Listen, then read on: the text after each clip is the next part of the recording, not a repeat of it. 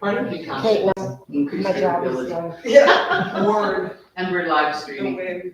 We're live. So everybody's aware. Oh, I know that like 2 months ago, so it's not fun.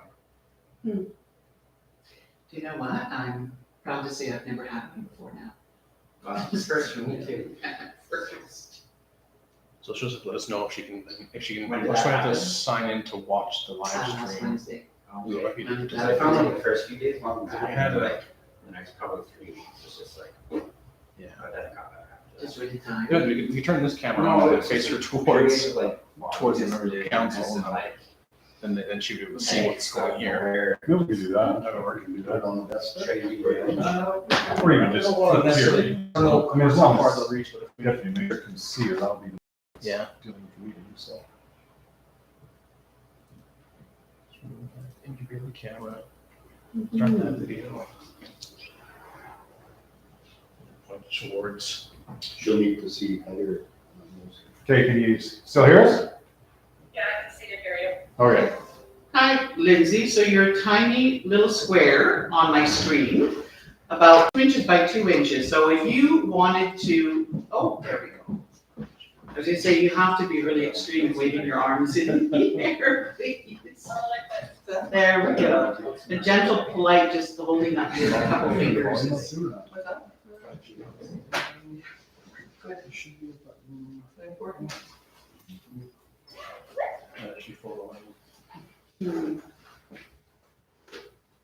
just say something again, let's just see if it's a little louder. Yeah, that's a little better. Okay. Okay, How are you doing in Seattle? You're in Seattle right now? No, I'm at Niagara. Oh, you're in Niagara?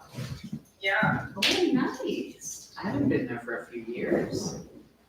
Yeah. Niagara Falls.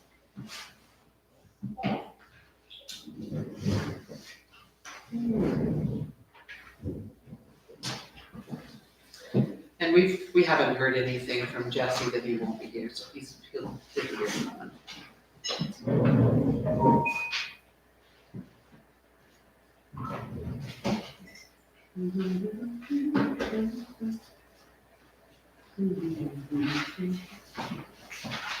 So how long have we been live? just about 3 minutes. Thanks.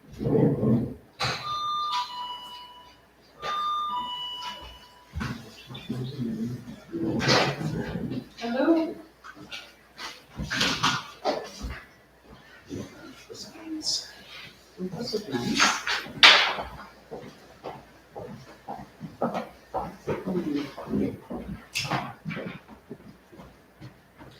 So this is going to be an adventure. You're going to walk us through it, the new way that you have to do this. It should be fun. Yeah, I haven't seen it in this format before. It looks like she's frozen. Lindsay, are you frozen or are you just off screen for a moment? No, I'm just eating my supper, so I just didn't, go. Thank you. I want to eat my supper. Thank you for doing that. I haven't had supper yet either, so Okay. I want to watch you eat something really exciting. Okay. Who else was joining us this evening? There's fire chief said, Oh, here we have him here.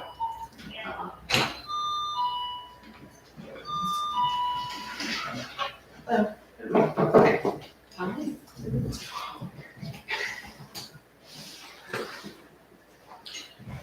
So is your role to go through the fire department budget with us? Is that what? I just figured since it's budget. I hear just if you had any questions earlier. Possibly.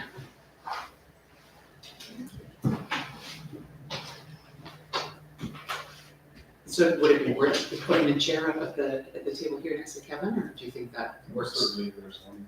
just in the gown? In the gown? You comfortable where you're at? That's how long am I gonna be here?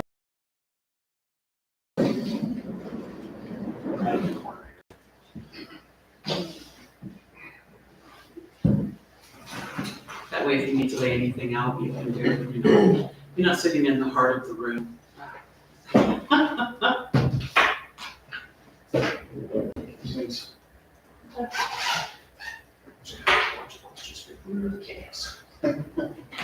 call me anytime.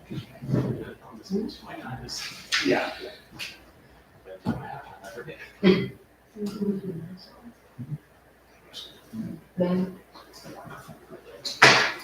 Okay, so we just have another minute or two, if anybody wanted to quickly grab a bowl of water or anything like that.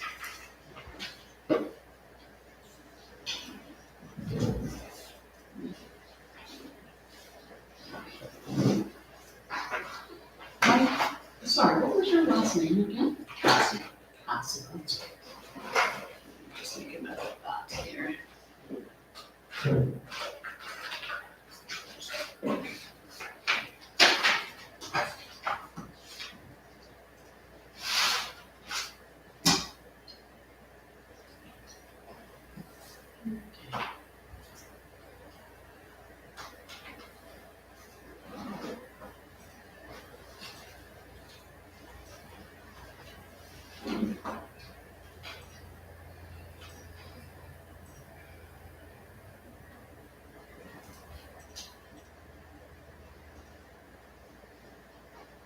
Okay, I've got 7 PM on my laptop here. If everybody's ready to go, we will call the meeting to order. Would anybody like to make a motion, please? Are we going to, I suppose we're going to identify that this is a special meeting of council? Yeah, just as. Okay. If you like. So I call the meeting to order at 7 PM, and I read this next statement, right? Notice of the special meeting was provided to town council and posted in the town office and on the town social media site on May, is that May 20th that it was all posted? Thank you. 2022. When it's underlined by the blue, it's difficult to read from over here. Okay, so I will advise all of you present that Mayor Montina had requested to attend the special meeting by electronic means, so that in her lieu, I will be chairing this meeting. Okay, so I need someone to make a motion to approve the attendance of Mayor Montina. And Councillor Ackerman, can you make that motion? Yeah, I'll move that the council of town of Colehurst hereby approve the attendance of Mayor Montina for the entirety of the May 24th, 2022 special meeting by electronic means. Thank you. Call the question, all in favor? And that's carried, thank you. Okay, and can someone please make a motion for the agenda as circulated? Is there any additions to the agenda first? Okay. So does someone want to make a motion to that effect? I move that the adoption of the agenda as circulated. Okay, thank you, Councillor Florence. If there's no discussion on that, I'll call the question, all in favor? And that's carried, thank you. Okay, so our business arising is the 2022 operating budget, and I want to say welcome and thank you for this being your first order of business. Mike Passy, and I guess who's going to take this on with us? Would that be you? Thank you, Deputy Mayor. No, basically I will, let Mike Bassett, the Director of Corporate Services, Bassett, take over and we'll fill in where needed with the Director of Operations and the Fire Chief and himself. Thank you. Thank you. Okay. Well, happy to be here for first opportunity to meet with council and jump right into the meat and potatoes of municipalities by going over the budget. So I just put together this presentation to go over things, to kind of highlight some things we've got here, and to discuss what's in your agenda package as well. So just a quick overview. The 2022 operating budget maintains current levels of service for town of Colehurst, and the capital budget focuses on maintaining the current assets we have or replacing outdated assets. So I just wanted to go over a couple of the challenges in preparing this budget and getting it ready. So one was the RCMP contract. So that's a somewhat recent requirement to discuss how that is before. or Chair, would you like me to answer questions as they come up, or? Sorry, I'm sorry, yeah, the light is hitting this. Wondering, is it possible to send Lindsay a copy of the presentation? So she can follow along? Not at this time, I don't have access to send an Are email. you, if we turn the screen around a little more, Lindsay, do you think you'll be able to see? Are you able to see anything in this room? Mayor Martina? I can see Councillor, I can see as far as Councillor Ackerman, Okay. but I can see Councillor Country.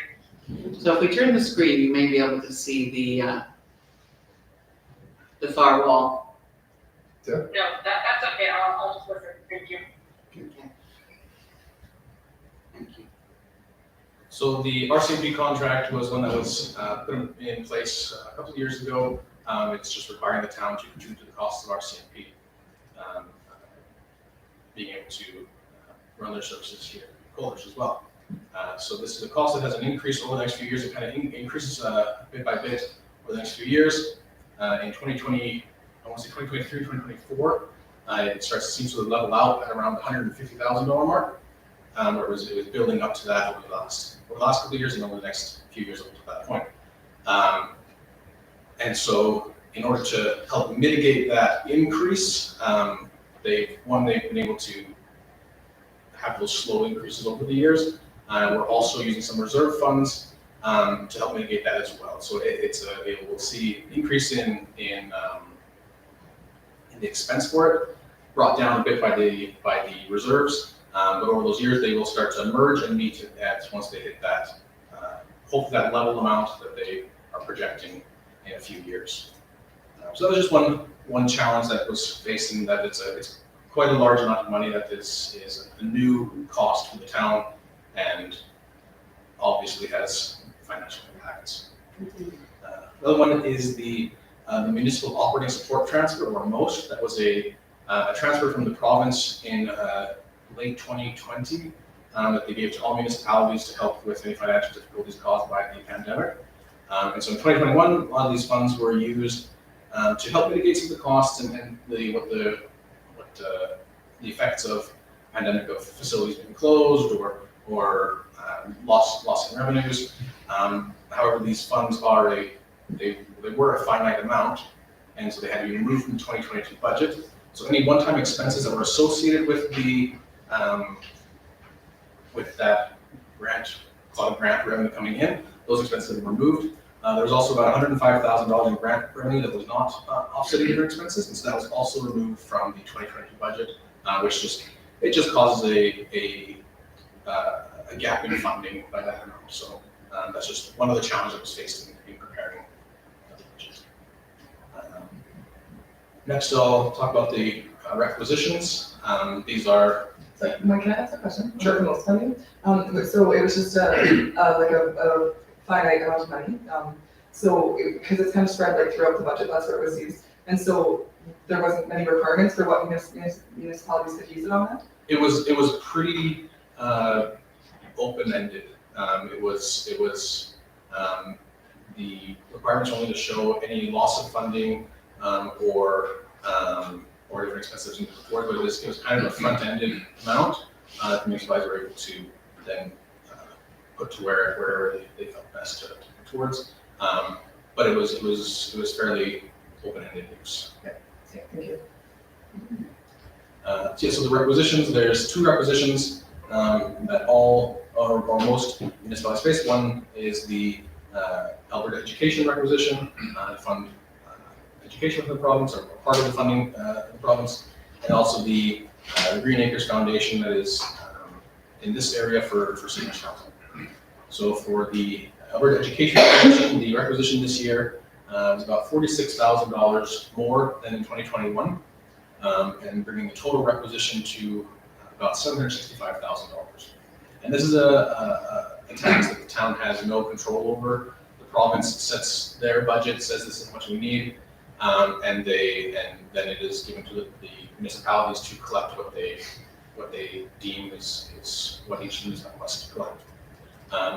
This is an in and out transaction, so we end up putting up property taxes, but all of it goes to the province. And the other one is the Green Acres Foundation. And this year's requisition is for about 43,500, and just a small increase from 2021 by about $2,800. So not much of an increase there. And this one provides housing to seniors in the region. All right. So now we want to some notable items. This will be in, well, before I get into that, on the first page of the package, it just has the budget summary showing that 2021 versus 2022 budgets and their amount changes. Down at the bottom, you see a net total for the budget being $0. Recognizing that municipalities must pass a balanced budget, or at least not. Municipalities cannot budget a deficit, or not. Provincial or federal governments can do so. Municipalities cannot. It's a requirement within the MGA, and so we've got that balance there at 0, and it just has the revenues on top and the expenses below, and showing that balanced budget. The next portion is some of the notable items in the budget that will be changing from 2021 to 2022. So it just kind of goes along within this package. Matching what was in the package is and in the PowerPoint are pretty close to this. So one is the increasing franchise fee revenue. So this comes from companies like Fortis and APCO for running their services in town. They charge a franchise fee. This year, so a little bit more revenue this year. As previously mentioned, there's removal of the most funding. So it's a reduction in revenue by about $105,000. And then we've also decreased the budgeted amount of interest to be earned on our accounts and grant accounts, just based on interest rates having been quite low in the past, and we really didn't see the close when it was under, the actuals were under on the 2021 financial statements. Just in recognition of that it's likely not to bounce back up in this year. Hopefully in 2023, we'll be able to put that back up where we can see it a little high number, just to give that some ability to have a little more funds in our budget to use. And then just in general, the property tax revenue increased just based on due to the increase in assessment, which we'll get into later in this presentation. But this budget does maintain the same mill rate as in 2021. As far as in the council budget, there was a decrease in the expense of $6,000, and this was used in the budget was to purchase any supplies that the council was needing to be able to conduct your responsibilities, and so that expense has been removed from this budget as that has been fulfilled. Within the administration budget, there was an inclusion of about $31,000 or $30,000 for a strategic planning session, which will be taking place in the coming weeks. But as a one-time expense, that was then funded from reserve, so it actually has no impact on taxation in that expense. We've spoken about the and then in the fire department, it was we just saw some capital funding being removed, those expenses, corresponding expenses, and so no real change in that, no substantial change in that budget. And then in the emergency one, there was just some personnel reallocations of existing positions just to match where those funds are being put to some in some areas and some other areas to reallocate from one department's budget to another. And then spoke about the RCMP contract a little bit, and it's just there's a increase in that expense, but then it's offset by a reserve transfer to help bring that down. So this will, in the future, as I said, it will be something that we're adjusting and working on to even out and try to mitigate the increase that will put on taxpayers to help cover the costs of that. Sorry, Can I ask a question, please? So you're saying that in the future, we're going to even that out to help mitigate the cost on taxpayers. What does that mean? Does that mean that you're eventually going to wean us off of reserves to pay for this operation Yes, cost? yes. So the idea being, we will not be reliant on the reserves, because this was an ongoing operational cost and continue year after year after year. We don't want to be relying on reserves, and otherwise it just depletes our reserves. And so this will use the reserves to help balance that out. But in a few years, it'll be all incorporated into the just regular taxation over year over year. And as assessment increases year to year, we're of course very fortunate to have the assessment increase to help mitigate some of the cost increases. And so any assessment growth will help to offset these costs as well, to help also mitigate the impact that residents will feel on their taxes coming to it. Yeah, so the expense will increase, and the reserve transfers will help mitigate that change. And then on the roads and transportation budget, main thing included in that one is a road assessment review, and where the road assessment will be, or the road conditions will be assessed to determine what roads are in need of immediate attention or attention down the line, see which ones need to be repaired or maintained on a state of information on making those decisions. That was about $62,000 expense.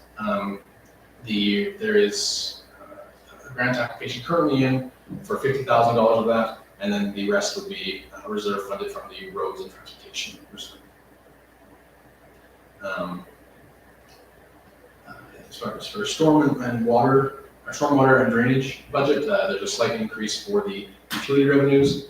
That's not due to any rate increases, but just more growth, more assessment, more homes on the utility grid that then generate those funds. Those funds have been previously and continue to be directly allocated towards a reserve and contributed towards a stormwater infrastructure reserve.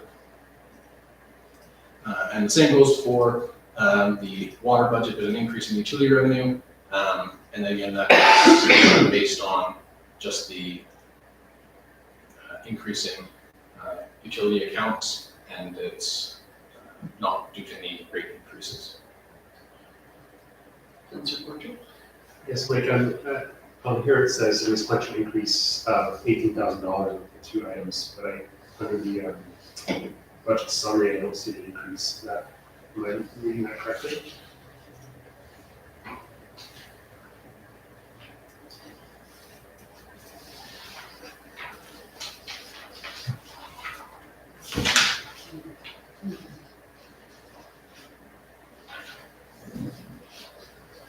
I believe you're looking at the top part of the revenue side. On the bottom portion of the expenses, there is a $19,000 increase there. Okay, I was just looking at I thought the top part was on this sheet here, right? Yeah, the top part is the revenues. Okay. Bottom part is the expenses. So this is an $8,000 increase to the expenses for the reporting function. Okay, thank you, sorry. I was reading it the wrong way. I thought it was No, a heading. Not I don't know that they've got expenses up top and revenue, so it happens. Would we not show if was it a 2% increase? We didn't increase any of the utilities this year. Oh, we didn't do. Okay. Only one was the garbage contracts. We did do cost of living rules. The cost of living. Yeah. Was it 2.5? We did 4, I believe, on Okay. the variance in the county. Oh, so we did an accurate. Yeah. Cost of living, wonderful. So would we be showing that as an increase in revenue, or is it negligible? It would For the contracts? yeah, there would be some revenue increase, but it would be an offset or secure risk collection.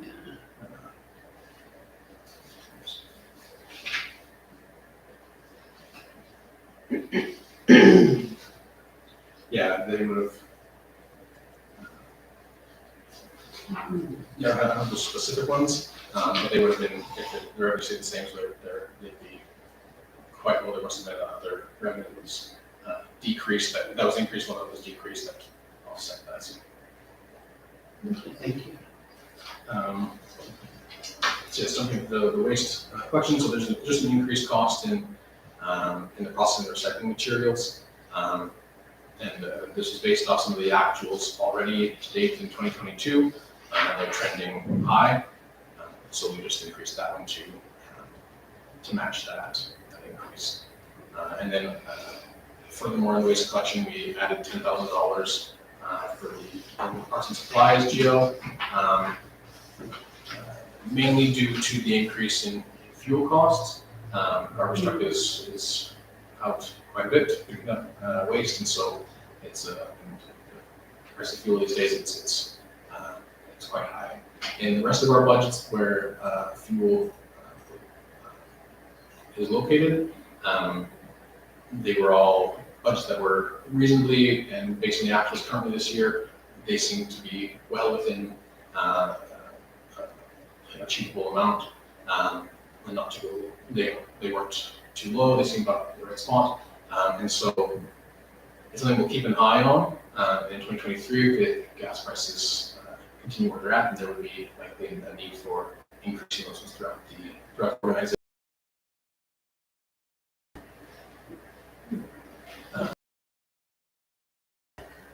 And then there's a few that I didn't put on the slide, so there was very few changes. I'll go through one here. So in the FCSS budget, there was no change. There's an amount paid to the FCS group runs programs, and that amount stayed the same. Within the municipal planning and zoning department, there was just a slight increase for the personnel and the associated costs.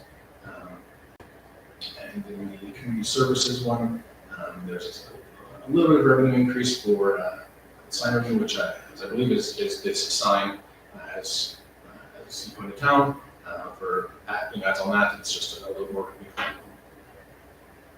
And subdivision land and development, it's just removing of that most funding. And then in the Parks and Recreation Department, there was facility rentals. Sorry, Councillor Autry. Sorry, I'm curious, where, we had a decrease in the subdivision land development revenue. Where does that's the most funding you're saying, right? Yes. And so where does our revenue come from on that category, I guess? Just It's development permits, From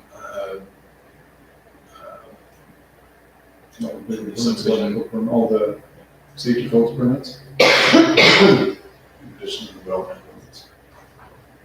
so this most funding would have been, it was offsetting just the general costs of the most specific expenses, just offsetting some general planning and development expenses. For Parks and Recreation, we just had some changes, which is based on the capital funding and then the facility rentals being increased by $2,000. We were looking at the facilities and how they've been used in the past, and facilities so far this year and where they're at, and they've been quite, a lot of the facilities have been booked for this summer, so we saw it as, things returning to normal, hopefully, and it's looking pretty good that it'll be a normal year. And then also, based on the agreement with the county, there was an increase based on that agreement for funding. And then as far as expenses, an increase in costs to operate the spray park, so it's an increased for water usage as well as the chemicals for cleaning and keeping it maintained.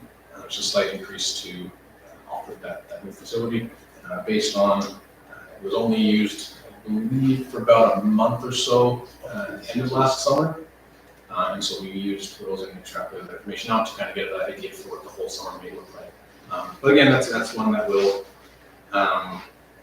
likely require some watching over to just make sure where we're at and where that looks like. So a new facility always takes a couple of years to figure out. And then just an increase in the maintenance supplies, just based on previous year's actuals, things just costing more to get from, get parts and things. Just an increase there. And then also an increase for the disc golf baskets, about $10,000. Fortunately, those are likely to be funded through donations, so we may not see any cost to the taxpayer for that one. So that's a great look for the organizations that are donating towards that. And allows that to be hopefully a expense in a facility and fully funded. And then in the culture area, which is a cultural building and things, it's the just removal of the most funding. So that comes to an end for the operational budget. We're happy to fill any questions around that. If there's any further questions. Does anybody have any questions on that? On the operational portion? Yes. Councilor Florence? So, okay, so you'll have to bear with me because I'm a first-time counselor and I'm just trying to go through this and ask questions, so we're all going through this the first time together. Yeah, so I just, going back to the fire department. So you talked about the capital funding that was removed. But I guess my one concern was just making sure we're including amounts coming up for higher retribution for the individuals that are working there. Is that included in this line at all? For the which version? So like that would be like retribution or payment for the firefighters and things like that? Would that be included in this line? Oh, just for payment from fire when they go out to. Yes, yeah. Yes, there's funds within there to cover any costs or pay them for their time. So, Okay. And I guess just because as we're talking about increasing that has been a conversation, like have we budgeted if that goes up, right? If we start paying them more? Our budget won't reflect that, right? For paying the individuals. Yeah. This does not have that in there. I don't believe the actuals were at this time. I think they're within it. If it's something that the council would like to see move forward and have increased, I think that's definitely a conversation that can be had. It's not in this budget, but I'm happy to look at that and see, bring that forward, perhaps. Certainly. Yeah, see you Thank you, Mayor. But I guess just to clarify further on that, I mean, if you recall in the interim budget, we did have an amount in there for a potential fire chief at that time, or director of emergency services fire chief slash position. So that amount is still in this budget. We've talked about various ways, from another administration type person to a recreation coordinator type person has been talked about, to a director of emergency services, to a regional emergency services plan, to, like say possibly a little more retribution for fire chief, deputy chief, that type of stuff.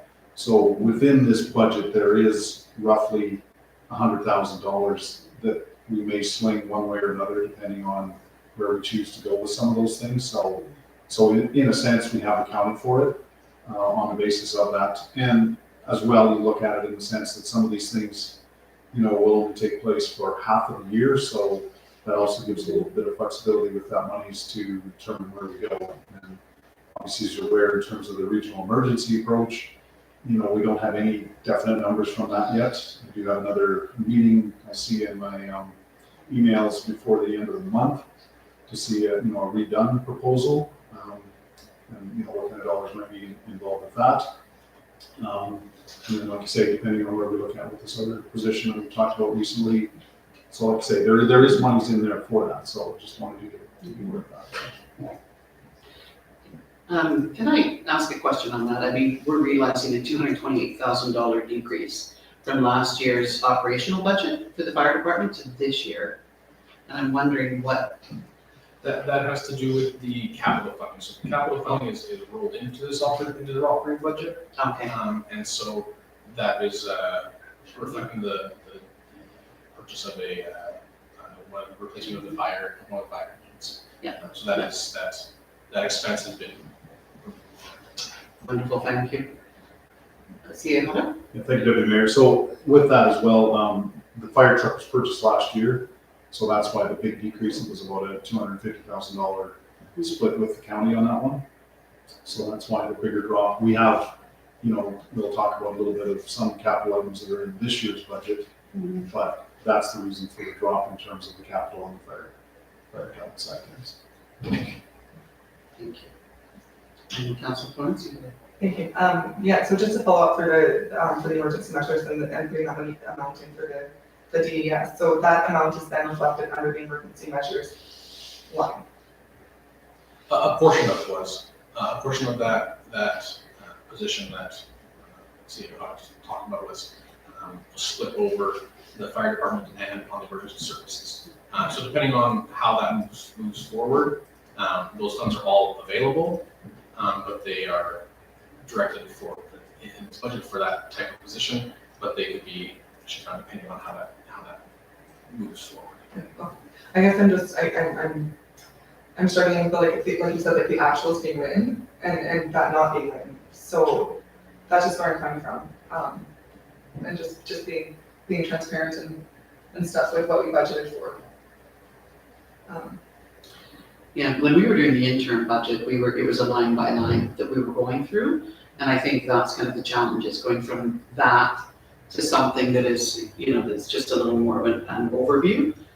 Is that what you're talking about? Like not having that same degree of Well, somewhat, but information in front of you? yeah, but it's just the having that little bit of information in there just to make it more transparent and actual. Right, like if it's a little bit from here and a little bit from there, it doesn't really, like if a resident or the public were to read it, they wouldn't, based on our conversations and based on the plan, we wouldn't be able to see a clear direction reflected in the budget. And so, is that, I mean, to me, it's a little bit of a concern. I would like the budget to reflect our visions. But like you said, like we're not going through it line by line like the interim budget. So I don't know, would anybody else like to weigh in on that? So you're saying that you would like to see, and I'm just trying to Yeah. translate here, that you would like to see a bigger breakdown within the departments. You would like to see a bigger breakdown of what that budget is for, so that it could reflect having those additional funds in for those items. Yeah, and as I was going through the budget, one of the questions was just specifically to the emergency measures line, because I was looking at the budget, and I was like, okay, so where is that coming from? And so that was the question, like where is that position in our budget? Because that is our focus moving forward, right? Okay, I understand. Yeah, so, yes, that emergency services one, had the I believe to like a director of emergency services or that type of role. It was, in the 2021 budget, that amount was all in the fire department area. In going through the worksheets that were provided to me to work on things, that position had been allocated between fire department and emergency services. And so when I put the figures into the budget software, they had that split made. So it's just one of those understanding where things are what they were before and what they are now. But yes, it's that emergency services personnel and associated costs part is that department what that director position would be for fire department and emergency services. Thank you. So I have a question as well, if I could, please. So it seems to me that this may be the first year that we're pulling from reserves for operational. And I wonder if I guess that would be directed to CEO Cowder. Is this the first year that we're actually having to pull from reserves for operations? Thank you, Deputy. No, we have in the past pulled a little bit from surplus, and a little bit from reserves for certain items. Just to clarify, I guess, in terms of the bigger reserve, in terms of the RCMP contract, if you recall, when we first found out that we had to start paying our CMP costs, we were told in 2019 maybe, or not 2020, we were told roughly the first year would be $50,000. However, we weren't going to get a bill until January of the following year. So we did budget because we knew that potentially we didn't want to have 2 years in one. So we budgeted in that first year for that first payment of $50,000. The next year, we also budgeted for $75,000 So in a sense, $125,000. But again, the $50,000 was coming from reserves.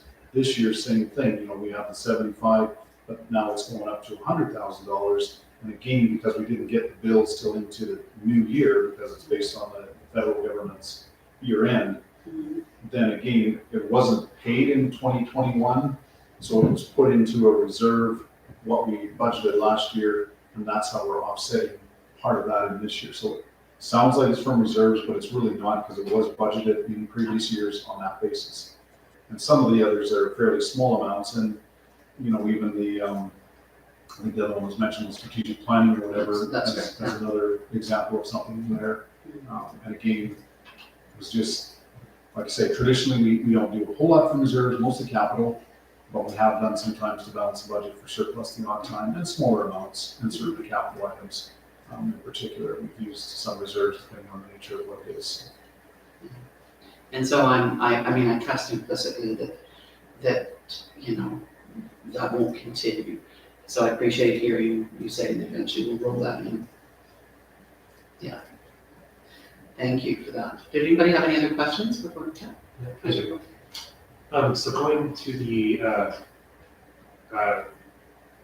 general municipal revenue, in our interim budget, we had identified a 2.4 million budget, and we actually brought in 2.6, and now we're having 2.4 reflected on here, but then we're decreasing to 2.3.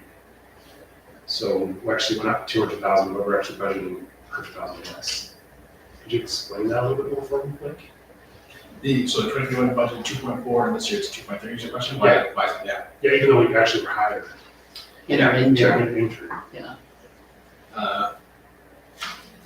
and that might be, would that be something the CAO might, if you were present for the intern? Yes, I don't know where we goes to. A big portion of that would be the move with the most funding. Okay. That's 100,000 right there. Pulling that out, we're down 100,000. The increase to the requisitions by 40, close to $50,000. And then then we have some offsets of the increase in the final figures of what the assessment looks like, what that generates, and then also franchise fee amounts going up or the interest, the interest not being decreased. Just it's kind of those little in and outs of different various things. But a big chunk of that would be the most grant removed. Okay, no, that's perfect. Thanks for clarifying that. And when we were doing the intern, we believe that we may still be receiving the most grant? No, it was a one-time COVID grant that was, Yeah. that's what it was. We also didn't have our final assessment figures in late November, December there either. We don't get those sort of the part of the new year, so. Yeah. So we generally, even at the interim, don't really even factor in a tax rate on there either, so, on that basis, so. Thank you. Another question too. So under expenses, we have zero. Oh no, sorry, no, I read this wrong. That question never mind. I feel like I asked this question every time I read the budget. What is the cultural newsletter for me?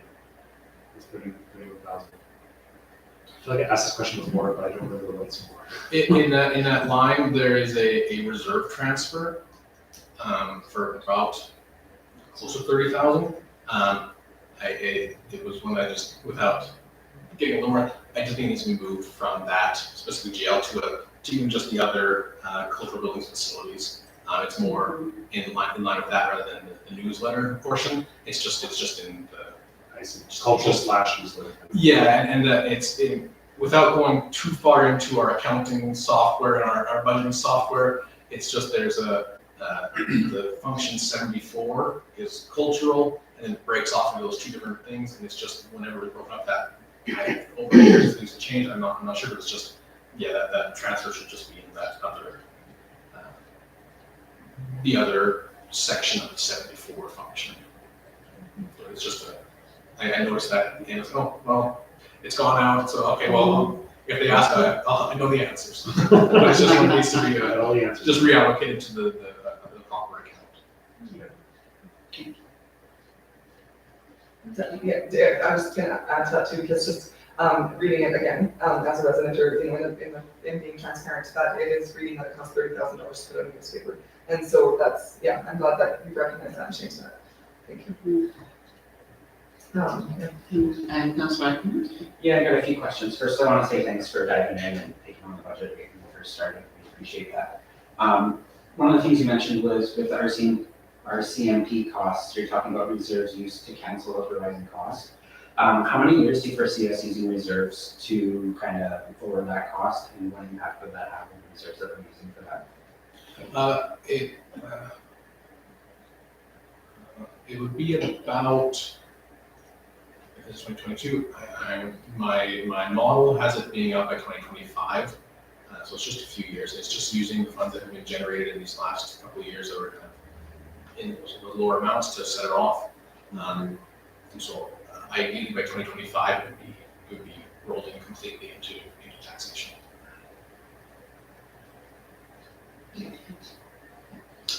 Just another comment on that, just looking, I don't know if this is further ahead, but the projected reserves balances, you don't have any mention of the transfer out for the RCMP in there? Yes, this is one that it was hard to capture within that because the way that it was in the year-end audit process, it just flowed through to the surplus, and so it's sitting in just the operational surplus. It's not sitting in a specific reserve. It says reserve funded in the sense that it's already been generated, but it's not. It hasn't. When it flowed through to the surplus, it was allocated to direct reserve, but it's known to be in the surplus, that extra funds to fund each year that goes. Just a couple more questions here.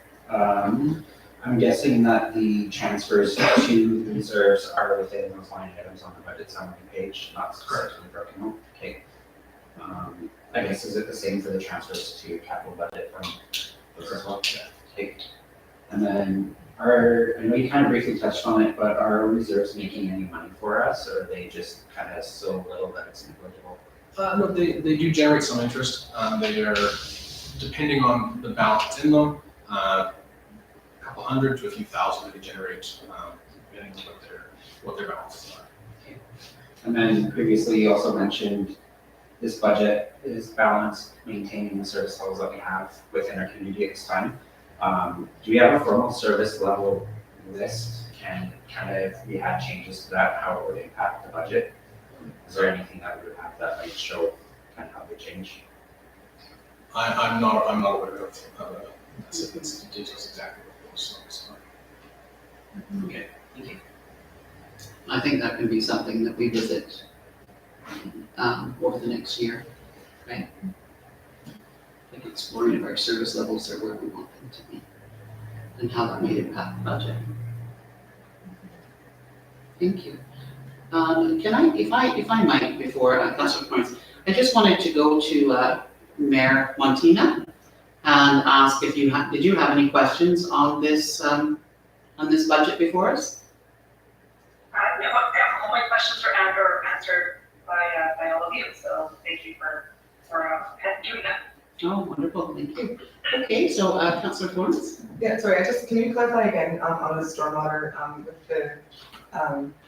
with the decrease in the revenue and increase in expenses? And is that the contribution from like the last year with the 333, like the federal, provincial and municipal contribution, is that kind of that? Yeah. Okay, and so then, I guess further down, we're still budgeting, per year for it. So, like, this is gonna continue the process, or that money goes into the reserves until we do our big project in 2026? These are, so in this, it has in the revenue, it has the amount coming in from the grants, from, I think it's just various grants that are being used, and the expense associated with it. Once the project is completed, or when in 2023, when we look at what the capital remaining is, those numbers would come down. So then in the utility revenues that are being generated, those utility revenues would continue to go towards stormwater reserve, and they would go ideally to in the future, when some stormwater infrastructure needs to be replaced, they can go towards dealing with that, but that would be a decision in years to come. Thanks. Oh, Sorry, so with the water, is that, does that line include the funding for the additional purchasing of water rights? That's within the yes, it does, yes.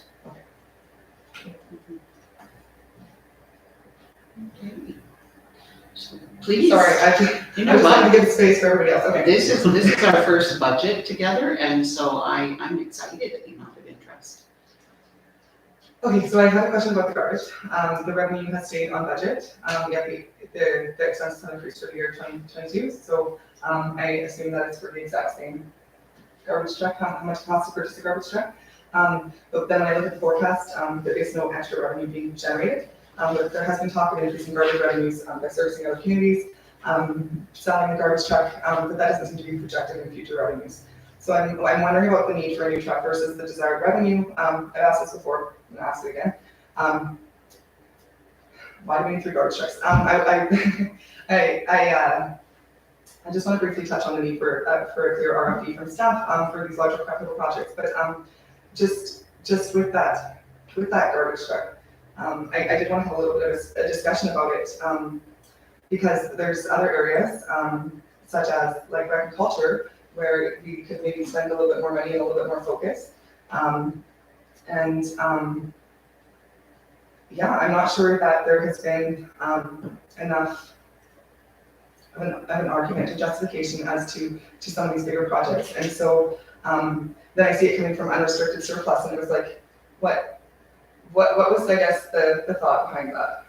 So as far as the unrestricted surplus portion, the accounting entry was done to fund it from the reserve, but the expense never actually occurred in 2021, and so that flowed through into the surplus, and so it was ordered and it's coming in this year, and so it's being funded from that way rather than I called up the auditors because I saw that as well, and I thought, well, why is this over? And it's just they said you can do the journal entry and transfer it back, but if it's coming right away, then there's no real reason to do the journal entry or transfer from the unrestricted surplus back to the reserve.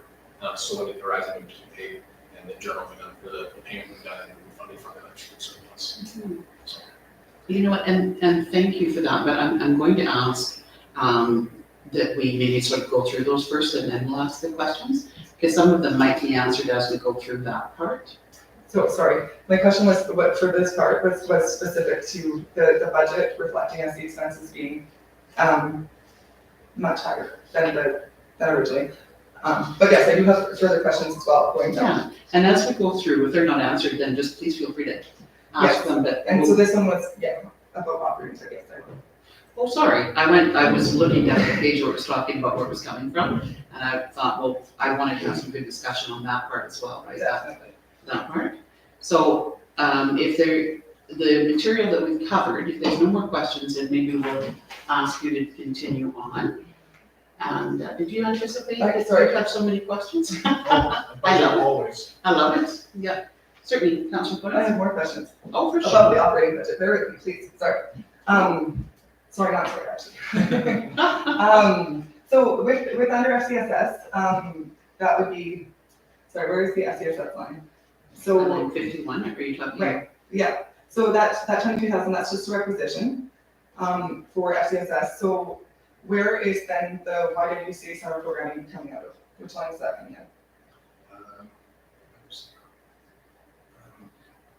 Has that been offered up to our community for this summer? Oh, okay. Number 72, right? I think this is Parks and Recreation. Yeah, off the top of my head, I know I've seen it in there. I believe it's under Parks and Recreation. So, line item 72, recreation parks facilities. Is that where? Correct. Okay. Not community services. We used to have a line item that was contracted services, but we've changed how we're doing that now. Is that? There's contract services in almost every department for Okay. whether it's flushing sewer lines or street sweeping or whatever the case may be. So Yeah.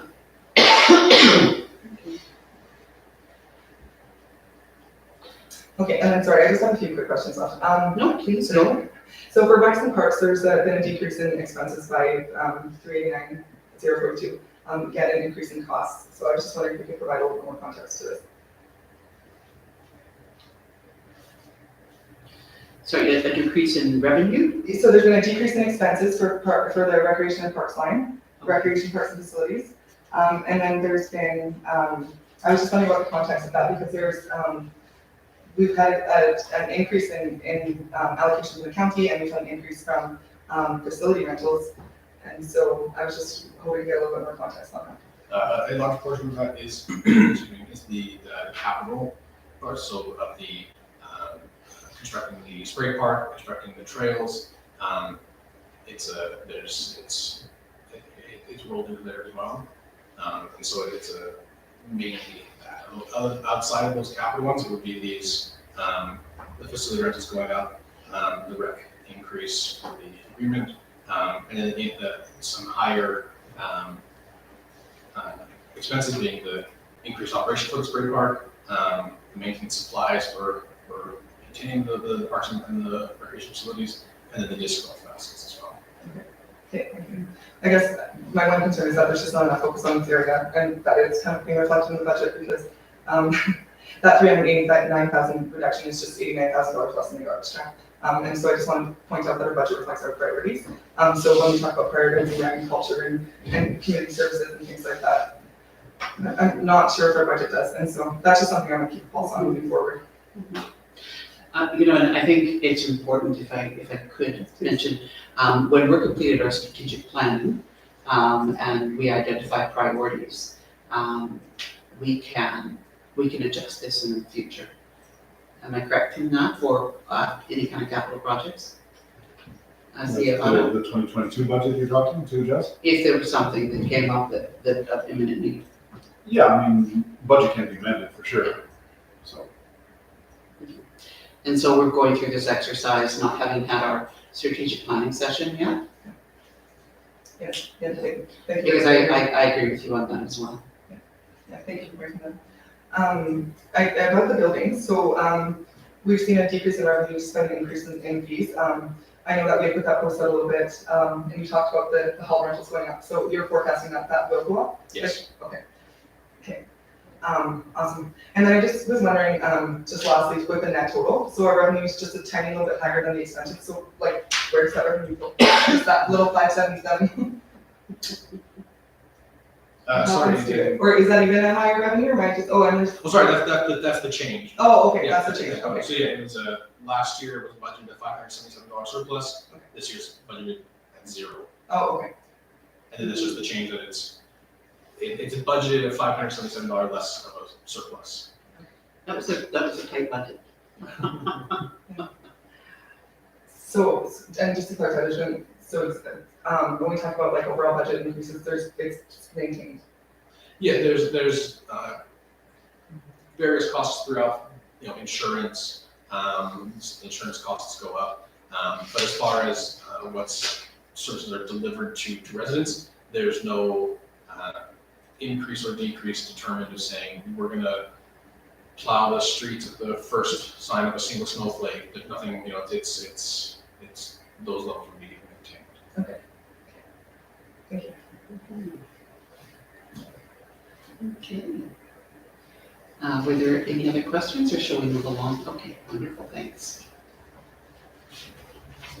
Okay. Well, this is great. I anticipated there to be a lot of questions, so Wonderful. this is great. So. I have sat through some budgets where you can hear a pin drop, so I love this. So, I'm sorry, can I actually just ask one more question? This is something I wrote down over here. Please do. Yeah. So this might be a dumb question, but we can't do a negative, so we have to balance the budget. But when it shows like a 0 on the line, is that then like, because we know that we've spent money in those areas, so where's the money, like how are the actuals being displayed, but like where's the money being spent? Like council did spend money. Mm-hmm. So I get like presenting a balanced budget, but where is that? Sorry, did that make sense? That was kind of confusing. I'm trying to decode it, but I Okay, didn't. so when there is a zero on the line, like beyond just wanting to balance it and show that we have not gone into a deficit, like, how are we showing the actuals of like, for instance, like the reserves, so the reserves has nothing for both, but we know that we've been accessing reserves. So that's shown on the next one, but how is it shown to like the public? I'll need a little more clarification on my question, like. Okay, what maybe they- I'll get, maybe, you know what, maybe I'll just wait, and if it doesn't get answered, then I'll re-ask it again. Okay. Thank you for trying to, sorry about that. No, all good.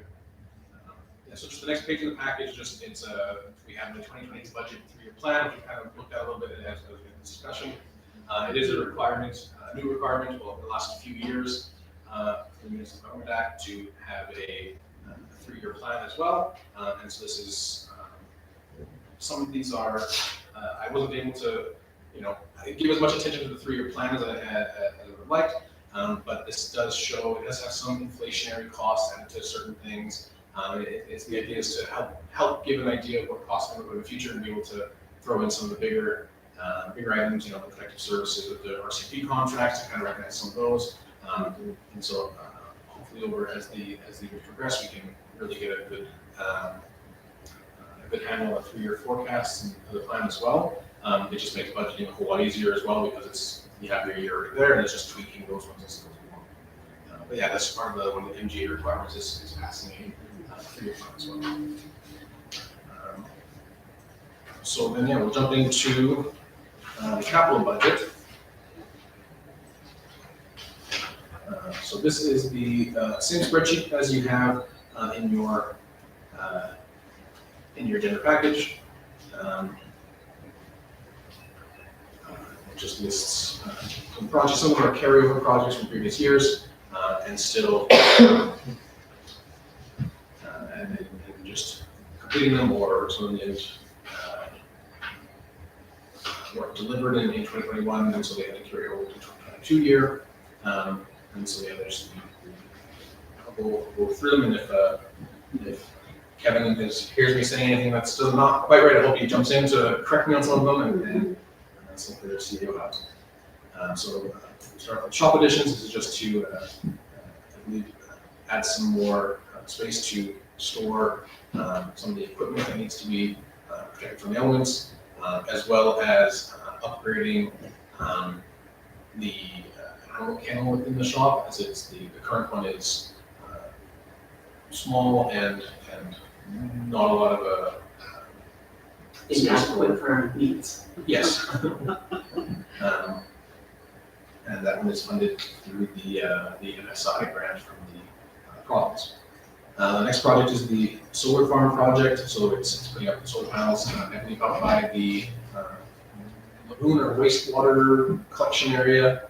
And again, that is funded partially through MSI and partially through a grant through the MCCAC, which I think is the Municipal Climate Change Action Committee, or I can't remember the final C, but it's a climate change group that's I believe it's associated much with AUMA or whatever AUMA is called now. We're always starting to learn new. Yeah.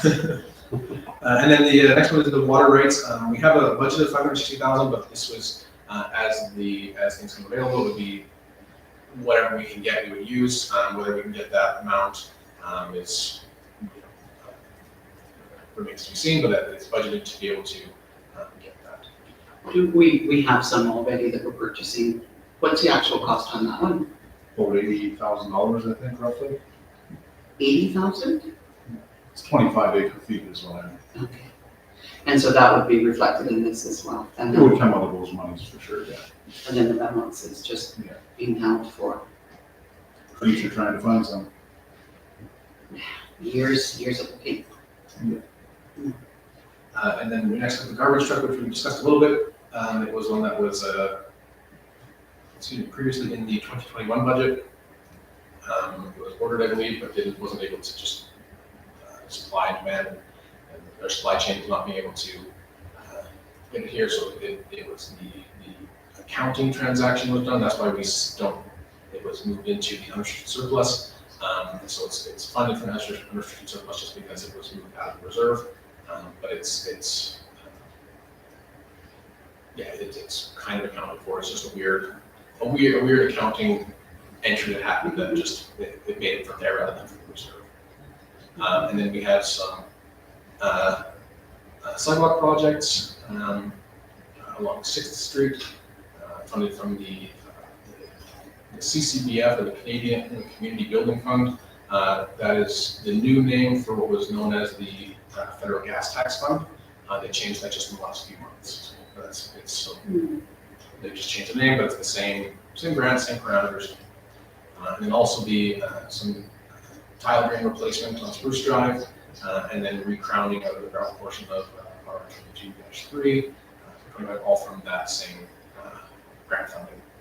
Can I ask a question on that one? The recrowning of the gravel portion of 223, that is the part that we annexed into our community, right? Correct. Yeah. And that is from basically 45th to 55th? Yes. Does that include dust suppression on that? No, it will be better than it was because they'll water and pack it.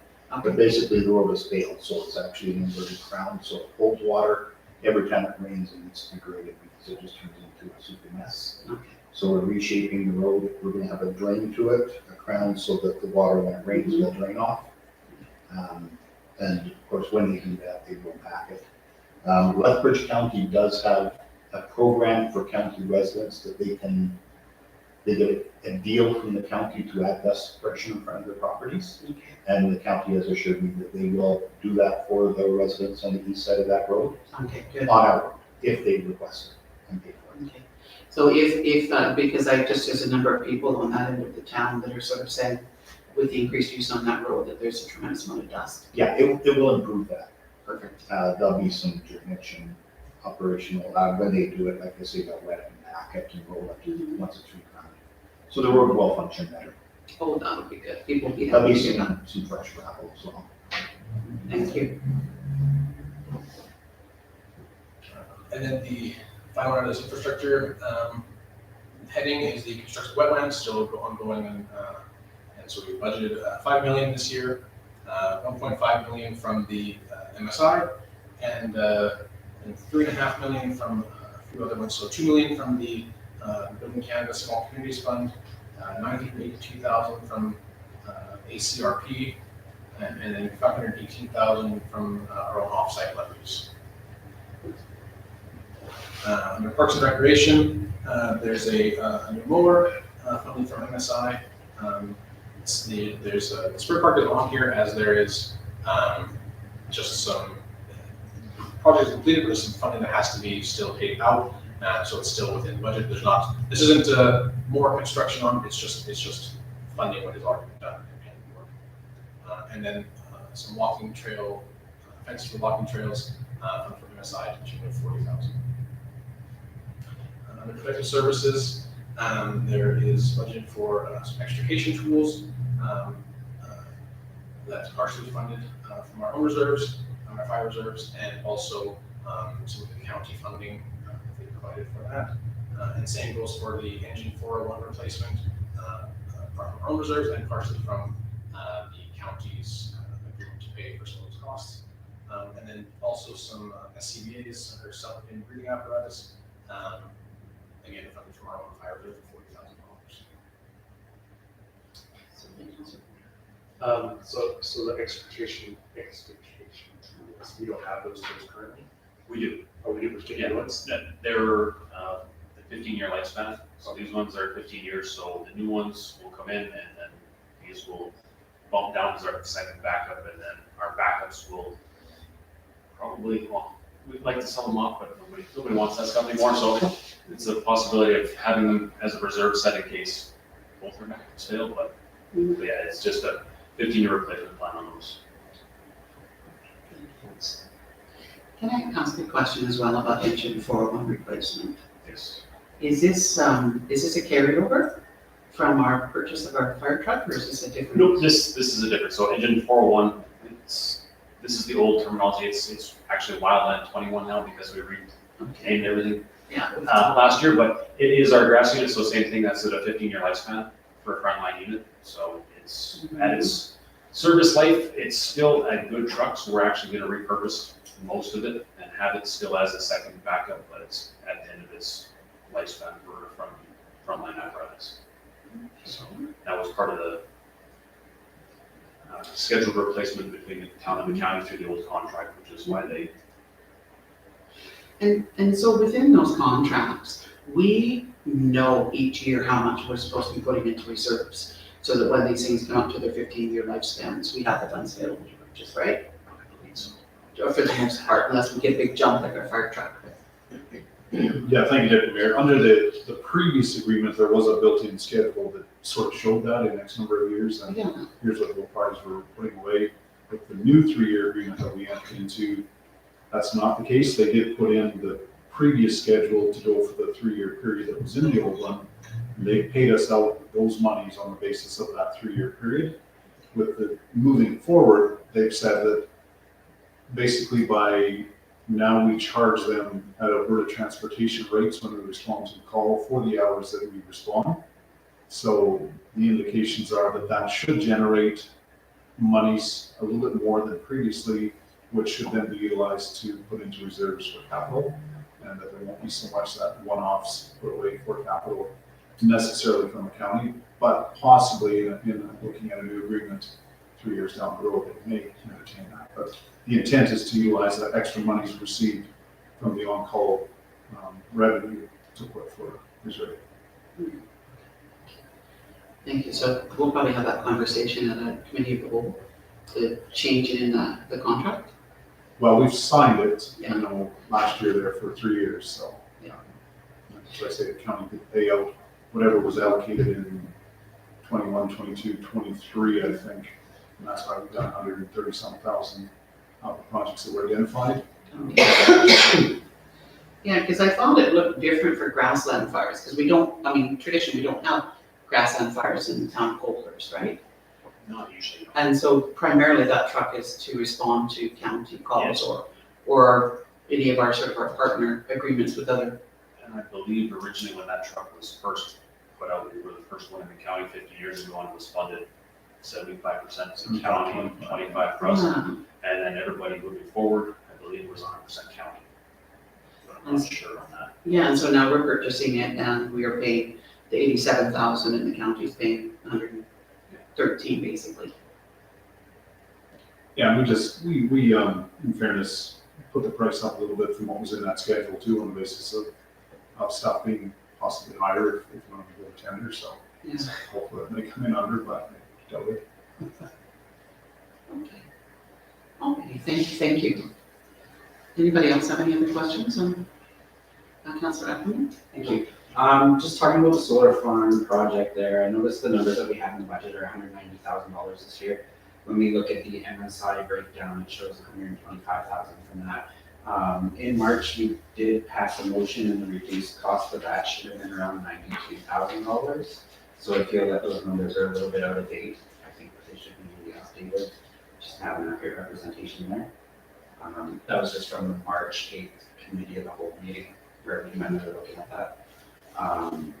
And then for the constructed wetlands, I know that I apologize, Councillor Ackerman, can we maybe have CEO how to sort of address that or speak to that with us, or before you move on to your next?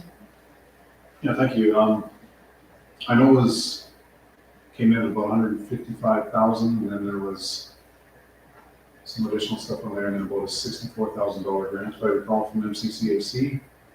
And I'm not sure. It was about 155, but Okay. yeah, I was just speaking of the cost for the town, because the contract was for 138,400 and then 17,000 in trenching, and then the MCCAC would have been for 64,000. So then what the town would be on the hook for afterwards would be $92,000. Okay. Oh, no certainly. brainer. Oh. So the rest of it was engineering. There was no engineering on that price that was listed there, so. Okay. So that's what it was about 17 to 20,000 per engineering, I think, on there roughly. Something like that, so that's what it was. Okay. As soon as you thought of it, I thought of it. Oh, that's right. I knew there was. For salt sale, at least, yeah. Okay, Sorry, if you wanted to go on to your. Yeah, Sure, And thank then you. just looking at like the constructed wetlands, I know we have $5 million on the budget for this year. With that project, I know that we paid for a portion of that, but do we know, I know that there we put some requests for proposals out for phase 2 of that project. Do we have any updated numbers based on anything from those RFPs yet? Or is this just kind of a general kind of best guess at this time? Thank you. I spoke to the engineers today. The 5 companies have picked up tender documents. I believe it closes next Thursday. So we'll have some exact numbers then. So, and of course, that will come to council to be approved with a recommendation from the engineers to accept bid X from this company. So you'll see all the numbers though. Thank you. Okay, sorry, Councillor Hoffman, did you have one more? Or- No. You're good for now? Wonderful, thank you. So, Councillor Florence? Thank you, Deputy Mayor Campbell. So just a question about the shop addition with the quote included, like, it's, I can't see it at all, but I was just wondering if it was current, just because with things changing quickly, if we need to budget more for that. We did add someone. I think my original price was 152, but we made kind of some assumptions because of overrate and whatnot. So 100 maybe should be. Should be good. Okay, and so just to clarify, that's for both the fire department shop or the fire department expansion, and then the kennels in the shop.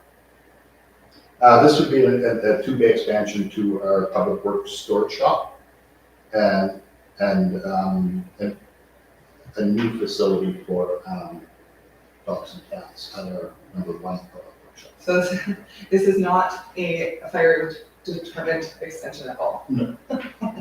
Okay, But although it may have storage for an engine. So it's kind okay, of and part of so, our- okay, so I think this is why I'm getting confused, because of the map, and because it's, the storage It's bays are going on the next to back of the, okay. Yeah. All right, so, okay. then- On the new shop right next door to the fire department. Yeah. Yeah. So they're probably going to share them because they're that kind of great working team. We did talk about that about a year and a half ago, because they have an engine sitting outside, so we actually wanted to build this addition previously, but it was never approved. When you invest that kind of money on their equipment, you leave it sitting out in the elements, that's it. That's part of the, I realized there's a reason too that identifies the need for those additional bays too, right? So Yeah. this is, I just, I sorry. apologize, I wonder, see, how are you gonna respond? Oh, sorry. Councillor Florence? Yeah, no, thank you for clarifying, because, yeah, like I said, I was kind of wondering about this, and I know this has been talked about for quite a while, so I just wanted to see some clarification on that, thank you. Certainly, see how Thank you, Deputy Mayor. But to confuse you a little bit more, We jump all over that, I've already checked. I did put in the package because we have talked with previous council and we have met since that time in regards to, an additional firewall period. So I did put in the kind of the concept that we had looked at with the committee that was working on that. Basically, it would add bays to the back of the existing firewall that's there, as well as add a second level for an EOC, and would provide a bay for the peace officer as well as peace officer office, that type of stuff. However, we haven't projected that into anything within the 5-year plan on the basis of it was about a $5 million plus estimated expenditure on that. So it's something we can talk about moving forward with, but at this point, I just thought we would put the concept in there. I think I indicated that from one of the meetings we had a few months back that we would present it here. So there's the concept. It's a great idea. Definitely the space would be sort of utilized by police officers as well as the fire department. But the cost is fairly extensive too. So, we had discussions whether we looked at a new town office, library, fire hall, whole, scenario someplace else, or do we add on to the existing fire hall, or what times? I just put that in there for your information. So, Thank you. So, sorry, just to further clarify, so all of these pages are not, in fact, the addition, they are just a concept of what might have been one day. yeah, the map that's in there and the so-called concept is just the concept that we had looked at, and actually, Councilor Poultry's architectural firm that done sort of the concept for us. We had actually paid some monies about a year and a half or something ago to, do up the concept for us for that, and that's what we came up with on the basis of that. So something to look at down the road at that point, sooner or later maybe, but at this point, is not projected in capital for certainly this year or next year at this point. So. I think it's important to repeat as well that was a request that was made over a year and a half ago from was it the Community Sustainability Committee or? Yeah, it might even been a whole council discussion, I can't recall, but. But that was a discussion and that was a request, Councillor Porter's firm, Yeah, and we got a quote. far before he decided to put his name for open council. Yes. Yes, I just want to make sure that that's nice and clear. yes. Thank you. Okay, certainly. That's right. So with the solar project, with the proposed budget, it's budgeted at 190. I thought that, from conversations we've had, we were delighted to find out it was gonna cost so much less. Yeah, so we just had that discussion with, Councillor Ackerman was good enough to ask that question as well. Yeah, so I obviously didn't hear that. I apologize. Yeah, no, that's okay, CEO Hodge. Thank you, Ray. But it is much less than what we originally intended to want to do. Originally, we were looking at putting on about 164 kilowatt scenario. And then we ran into some problems when we went to deal with the Fortis application because of it being in the county and us, being across and just kind of the zones, I guess, or whatever it's called. So we looked for an alternate site to be able to do that because we did have some NCCA funding to do that. But it just got to the point of we just couldn't find necessarily a suitable site at the present time. So we basically dropped it to, I think, 64 kilowatts at the sewage lagoon site and went with it at that. So it is lower than what the original tendered amount about a year ago that we had approved.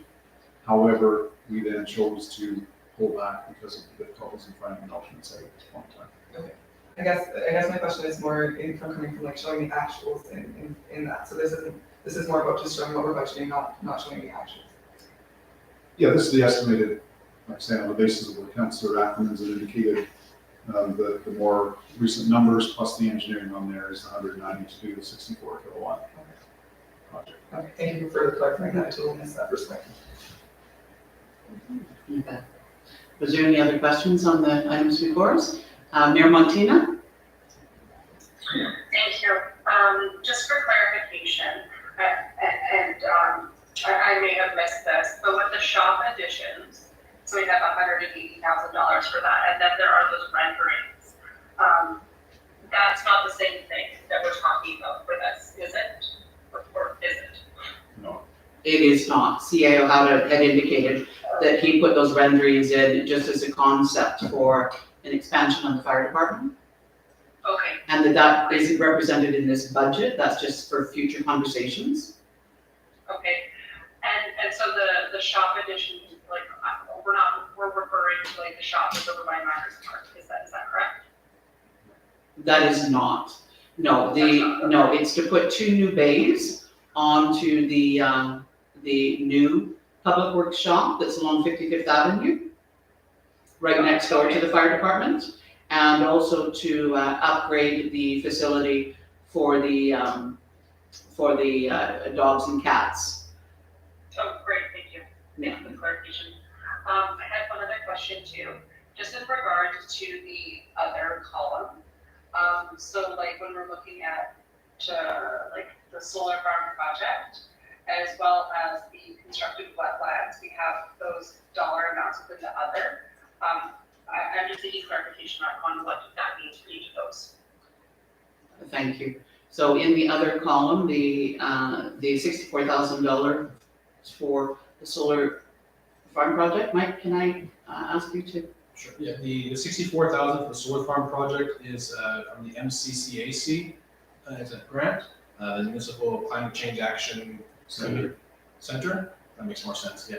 So yeah, Municipal Climate Change Action Center.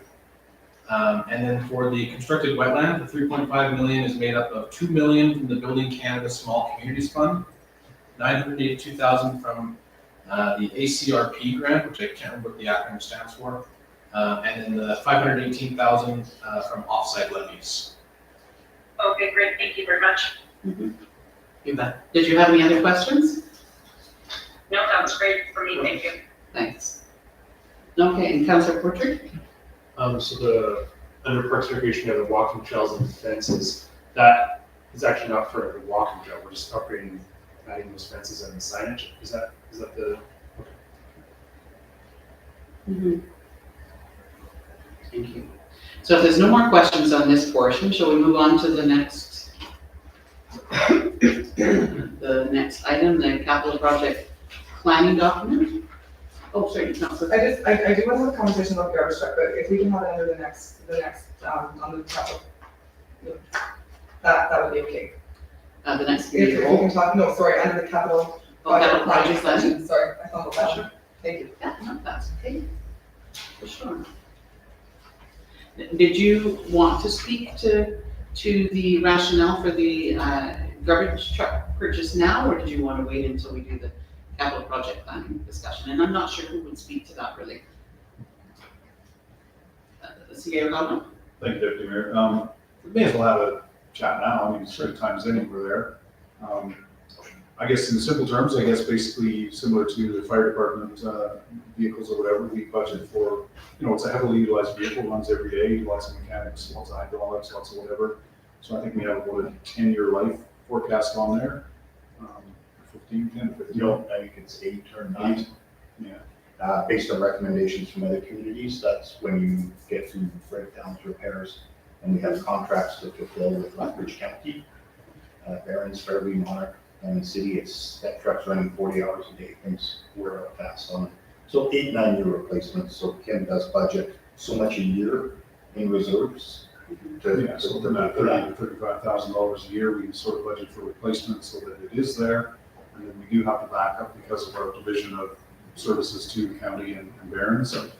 And I guess the third one at this point, I mean, Director of Operations, Lewis can speak to that, but we've talked about if and when we decide to, he's working on a recycling proposal that obviously to keep a cleaner backup for that purpose possibly.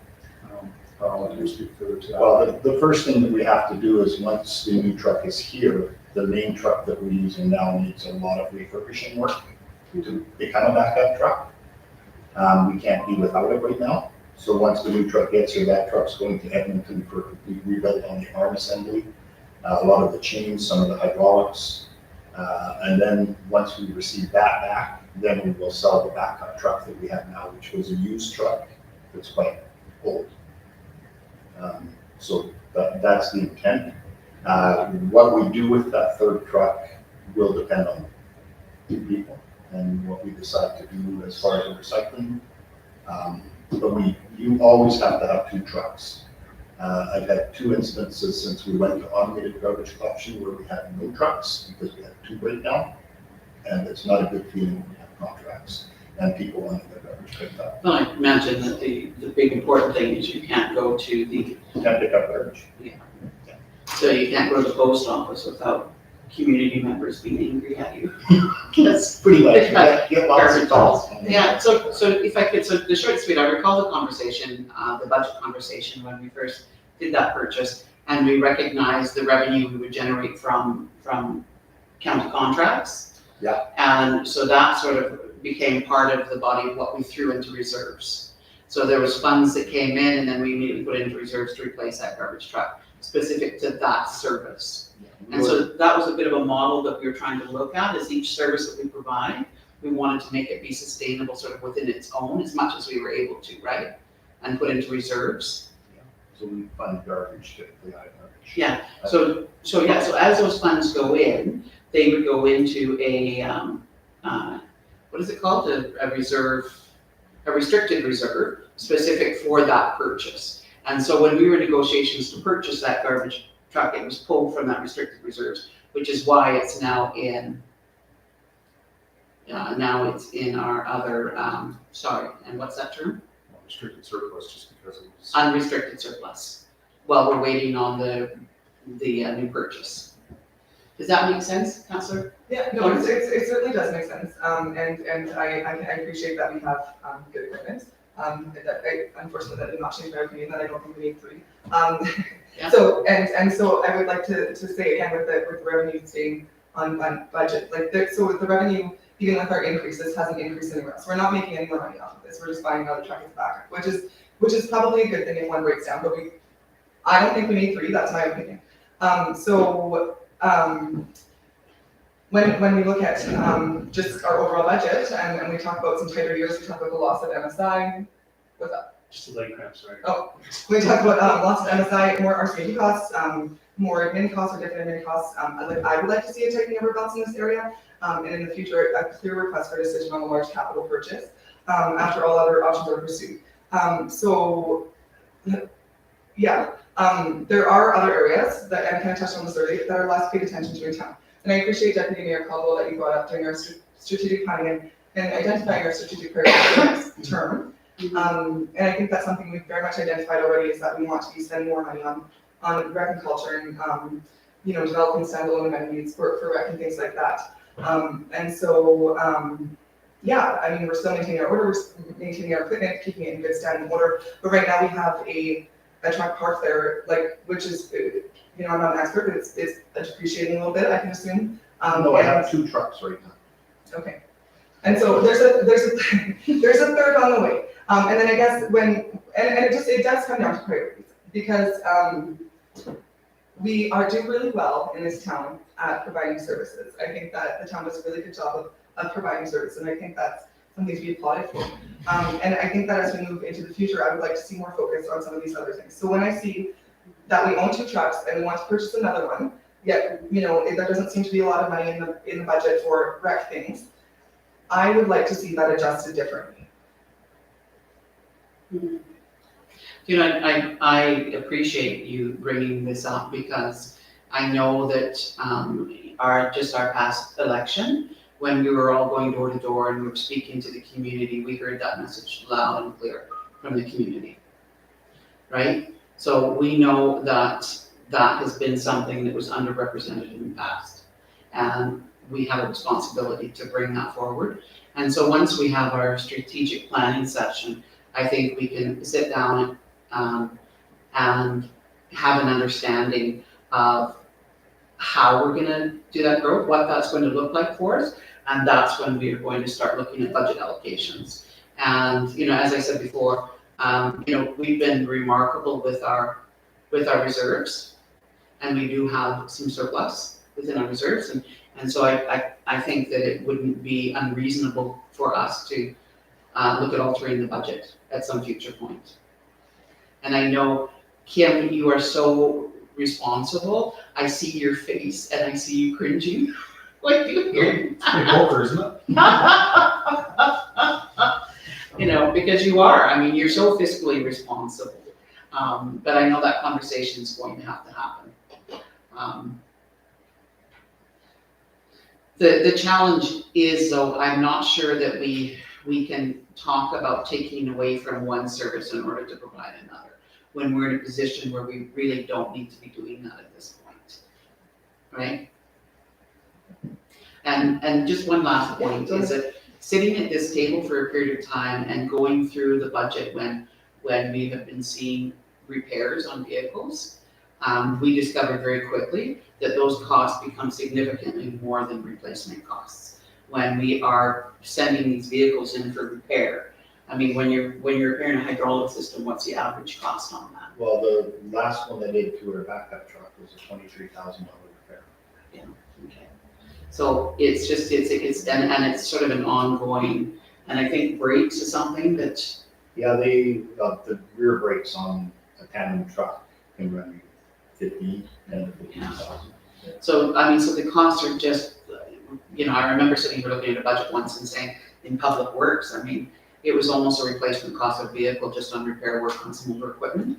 And so at that time, I think that's sort of when we made the decision that we would sort of adhere to this, this lifespan of these kinds of vehicles, and, we pay attention to that. But that's just, that's just my past experience. That's not our experience here, right? Yeah. No, and I appreciate that, and I thank you for bringing that up. That's a point I'm gonna make further down too. And so, the one thing I wanted to say to that is, so, when, and hopefully in the future, as we move into this process of like request for decision, is like, I would love to see that. I would love to see a cost analysis saying like, this is how much this would cost, this is how much this would cost, I recommend this option. And so, and that way, when we come to it, and we have a thing like this, it's like, okay, you know, we can see how much it costs, and maybe buy in a little bit more. And and I think you're pointing to a big gap, because when the original conversation happened with replacing the garbage truck, those kinds of things happened. But it happened right prior to an election occurring. And so when we have a big ticket items on the table in an election, we should roll those things back out again to new council. I think that would probably be part of orientation, that sort of says, these are the big capital expenditures we have coming up. And, the RFP, the rationale behind it, and the cost associated with doing it versus not doing it, so that whole cost benefit analysis. I think that would be an important thing to roll out for new councils. Because this comes up, right? This continues to come up, and this is all the stuff that was on the cusp during elections. Yep, you're right, yep, thank you. Yeah, I'm making my own note of that to carry that one forward, okay? Okay, because that is important. All right, was there any other questions? Are we still, I guess, Mike, do you have a presentation for the capital project planning section, or can we just fire away with questions? Yeah, I don't have a slide for it, so it just, if we're done with this, then yeah, I can move on to the planning, the 5-year plan portion. Okay, you got questions, please? Okay, so looking at the next years, so specifically 2023, we have, there's 2 things in there. The senior job, and then, the street sweeper. And so it's similar to points I just made. Actually, let's write it down. So I don't talk about the senior bus. So, what are the implications if we don't include it in this big budget?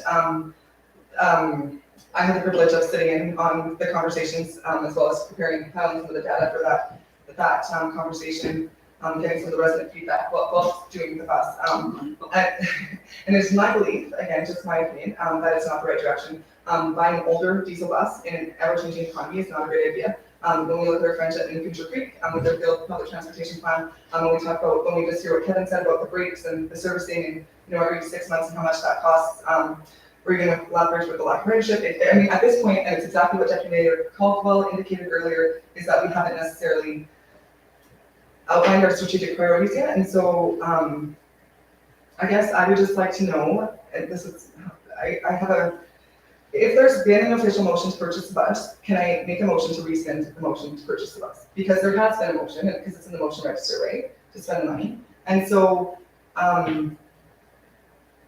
I guess how would we rescind that motion? Or how would we have a discussion around not putting $100,000 in the budget for a diesel bus? See you on it. Thank you, Deputy Mayor. As simple as rescind the motion. A motion to rescind the motion is all it requires. The only reason it's really here is because, like I say, we did bring it up since this new council was elected for a discussion. It was set for now, I think, on the basis of the Community Sustainability Enhancement Committee, to put it aside until after strategic planning or something to that effect to see where it went. And like I say, I guess the other part to note it as far as, this is a 5-year capital budget thing, of which really the only year that kind of matters is the current year. I mean, and at this point, probably because of new council and because of maybe the strategic planning session, et cetera, I would suggest we have a longer 5-year capital plan session to maybe identify some of these things out a little bit more clearly as to, for instance, when do you want to see the outdoor arena? You talk recreation. Okay, well, there's a big number. How fast do you want to see that happen? And obviously, some of how fast it happens will be on the basis of how fast do you have funds in place to be able to do it. And depending on the costs of you put that in place, what is that going to do to your tax base? I mean, are people going to have to pay another X number of dollars more in taxes, and are they prepared to do that? And just like your bus argument or discussion, I mean, is it the thing that we should do now, or would a seniors drop-in center or some other seniors type scenario be a better way to go. The walking trail obviously listed here as well. You know, when we did the plan last year, the engineers at the time predicted, based on the MVP, a rough cost to do the trail shown in the MVP, and it was pushing, I think, $2 million or better to do the complete trail. So we just said, well, hey, we've done this much last year, let's put proportionately some in future years. But again, 250 per year, every year might be too much. You gotta do 50 to 100 a year or something to that effect. Unless you get a big grant again, which we fortunately did for the last scenario. But so yeah, like you say, just, you know, I wouldn't get too hung up on 3, 4, 5, 26, because those are discussions we still can have and move forward. It's mostly important to what's in 2022. Well, that just ended all my questions. No, I'm just kidding. No, no, that's great. I just wanted to, just quickly touch on the street sweeper, but I don't want to offend our director of operations, but you guys know that street sweeping is my favorite time of year. But I would like to see just an RFP for that, and just information. Yeah. I can speak to that. I guess first of all, that was just put in here from the past for a number.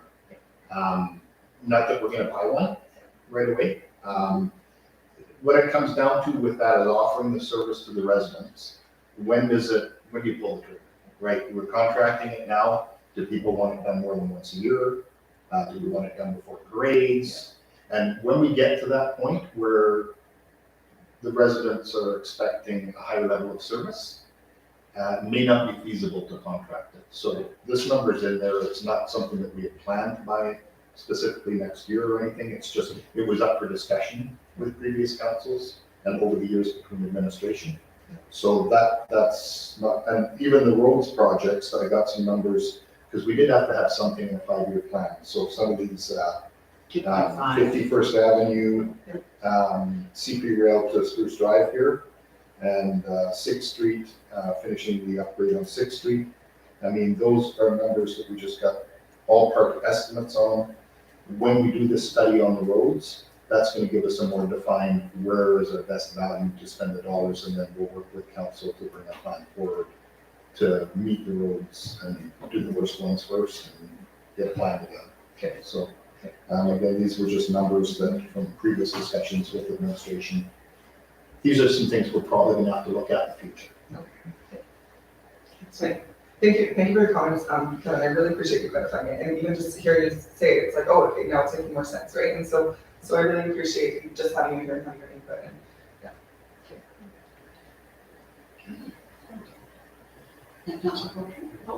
Oh, I should have mentioned that, again, this 5-year plan is, again, it's another legislative requirement from the province. But only the current year budget is what administration is permitted to spend. So in those years after, it's things that may be in there, as the council talked about, things that administration think may be good, or take this as in here for, to get an idea of it. But it's always, the plan is always in council's hands to determine what would actually go forward in a budget year to what would actually be moved forward and purchased in a specific year. Okay. All right, Councillor Ackerman. Thank you, Councillor Cloutier. Just a question on this. Is it possible for future updates to list to maybe mark the ones that have been approved by a council motion? I know the bus has been previously approved. The mower has been approved. The recurrent gravel for this year has all been approved, but there's things on here that might not have been approved. So is it possible to mark those ones for which ones are kind of like concepts or actually kind of in the works? And then further to that, I just got a couple questions on some of the stuff for next year. 55th Avenue, would that be paving that road? Maybe this is a little bit preemptive. You want to tackle that from the pre-con, or you need to speak to it? Okay, if you want to start. I guess we're in, if and when that happens, there'll be a time to look at paving it. Currently, if we pave it now and then have to dig it up to put a storm line down in the middle of it, that's not a good scenario. We've had the engineers look at a kind of a high-end proposal, whether we go with a ditch structure or whether we put in storm sewer. With pre-con bringing the storm pipe down there, we would enlarge it so the catch basins can be put in, because behind the mobile home park, there's no drainage there. There's no good drainage on that road. So it would be, that's the ultimate end goal, is to have that road finished. Okay. So just for clarification, then that would be paving and storm management, stormwater? Yeah, we would get some monies from pre-con to cover, some of the storm. That again would have to be negotiated. And then we would have our engineers look at how much would we need to upsize it to be a gravity feed so that we can attach some of our stuff into it as well. Use it for some drainage out of the park is another thing that we would look at. But again, did we have conversations with the developers on the, It was briefly mentioned in Marlo's. I'm trying to think, is that the west side of the road there, or? There's metal work, yeah, there was discussions as to pave or not to pave in front of it, certainly, you know. There was no funds though that was allocated from them. It was the Well, offset streetlights, lighting, some wasn't it? development costs, that type of stuff that we get from it, so. Yeah. So, once we know the direction we're going with storm, and possibly even sanitary as well, if we need a force main down there, if we move ahead with this, county, project, with them, we need, what utilities, because right now there's no utilities in that road. Right. So, Okay, and then just another question on the Canyon Homes Road repairs. I'm not familiar with the Canyon Road, Homes Road. You gave the. yeah, that's the subdivision Imperial Meadows. So basically from Spruce Drive to 46th and east of 6th Street. When that was constructed, we had a lot of road failures in there, a lot of settlements. That's a whole discussion in itself. But we did have engineering, a second engineering firm come in and look at what would be needed to be done to do some of the repairs. I think you probably have noticed it driving down 6th Street and Spruce Drive to 46th, it's like a roller coaster. So this would look at, we have done some in my budget each year. I do a little bit of sidewalk lifting and some sidewalk repairs in that area. Okay. But we're to the point now where we almost, and again, when we do this road evaluation, this $60,000 study, that will identify what roads should be a priority. And again, that can be reallocated to some of those. So, And I think it's important to mention as well, the value of, when we're doing that, the value of repair versus leaving them until they need to be replaced. yeah, that's something that's very important to understand. Resurfacing or overlaying a road is typically a quarter of the cost of reconstruction. So if you get to a road before the sub base underneath fails, you can overlay it and give it another 15 to 20 year life cycle. 6th Street and some of the areas there, we have done a bit of overlay, but when water starts to sit on roads and on gutters and get underneath the sub base, that's when you start to have failures on roads. So typically we try to, that's why you'll see some roads in town like 3rd Street that it already needs repair, reconstruction. But we may leave that and spend $250,000 overlaying another block, because if we spend $1 million over here, we'll have this, this, and this will be at the reconstruction stage in 3 or 4 years, right? So it's a juggling act of trying to save a road before it gets to the point of reconstruction. If that makes sense. Fortunately, you had a question. I was curious, so on the road, general replacement repairs means, we set aside money every year for this, like we do with the garbage truck, for example. There is funds set aside for reserve transfers for paying in roads transportation. I don't really remember off the top of my head, but it's, infrastructure is always going to be much more than you can really put aside. You're looking at a project of $1 million, to put away $1 million at our rate we can would take quite a while to, Yes. you put aside something that helps subsidize the cost of it or towards it, but you'll never, unless you start putting a toll road on every road, you're not going to recover the costs to really replace everything. But every little bit helps. We do have a tangible capital asset program that gives a lifespan of lines, sewer lines, things like that. So, I can tell you that the older part of town with the clay tile sewer that was put in 1964. The reason that I camera sewers every year and is just to look for any cracking or failures coming up so that we can plan that we are going to have to do that stretch of pipe. So I think that's kind of a preventative maintenance thing. But we also receive grant funds every year, right, from, is it the new CCBF now? Used to be gas tax. Yeah, the gas tax guys, and you knew that they were for roads and stuff, but we're still receiving those grants Yes. every year for that, right? Sometimes you have to stack 2 or 3 years to do a bigger project and not do much 1 year or 2 years. Thank you. Thank you very much. Does anybody have any other, certainly, Councillor?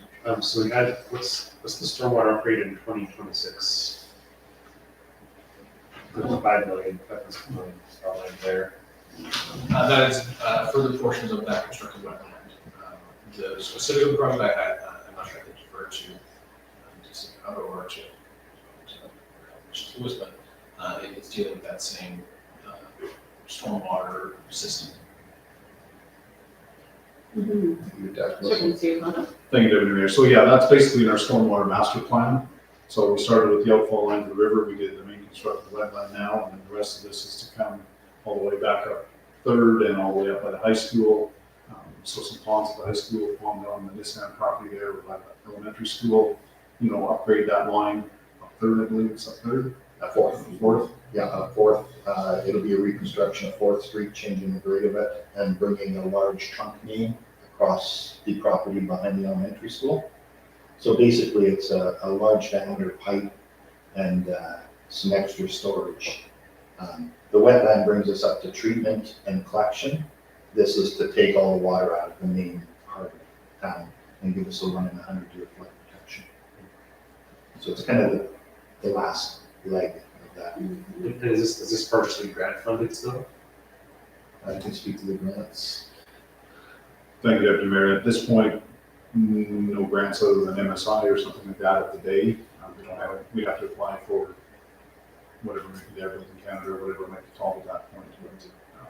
At this point, we don't have any funding necessarily in place. Yeah, but that's something that we've been really successful in doing. I mean, I think our engineering team has just been really great at getting us grant dollars for these big projects. So just to clarify that, so we had $12 million set aside for the wetland project, included some upgrades. This 5 million is in addition to that. Yeah, I think the total original estimate was about 15 million for the entire stormwater master plan project. And again, this might not happen in 2026. It'll depend on applying for more grants, trying to fund it through partnerships with the province and the federal government. It's probably something we're gonna have to prioritize though. I mean, because that 1 in 100 is happening a lot more frequently, right? Yeah. We have to pay attention to that. Yeah. For sure. Yeah, is there any other questions? You know what, I really appreciated these questions and going through this like this. I think, Mayor Montina, did you have any, are you able to hear us well when we're speaking? Yeah. Oh, Yeah, and I'm all good. and you're good, thank you. Okay. Okay, well, now, in your package, you just have a couple pages from that, included just about that extension on the The fire department? fire department. We're gonna skip to current slash list, but it's just a quick overview of just kind of where our MSI and the next page, the CCBF funding are at, where our opening balance for the year, and the amount that we are receiving this year based on the allocation provided from the province. The projects approved being the ones that are included in this sort of budget, and then the ending balance for the year. And that's same for both of those two grants. And that 2.14 million is, it was within the above capital project for adjustments.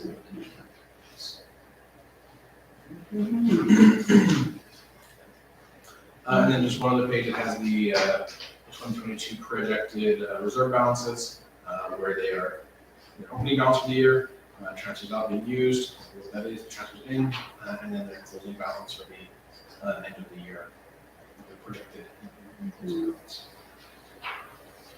Can I ask, have we received any kind of communication regarding our ability to continue to staff those grants or to leave them in place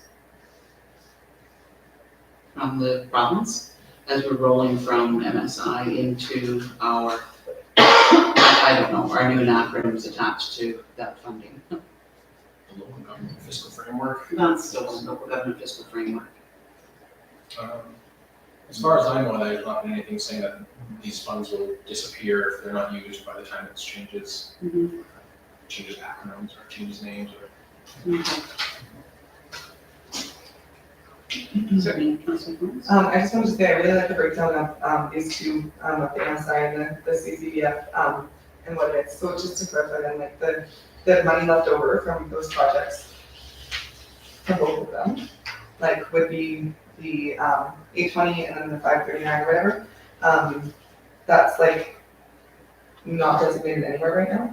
Right, they'll be able to fund projects in future years. Okay, awesome, thank you. On the projected reserves balance, so they're broken down by, I guess, department or whatever.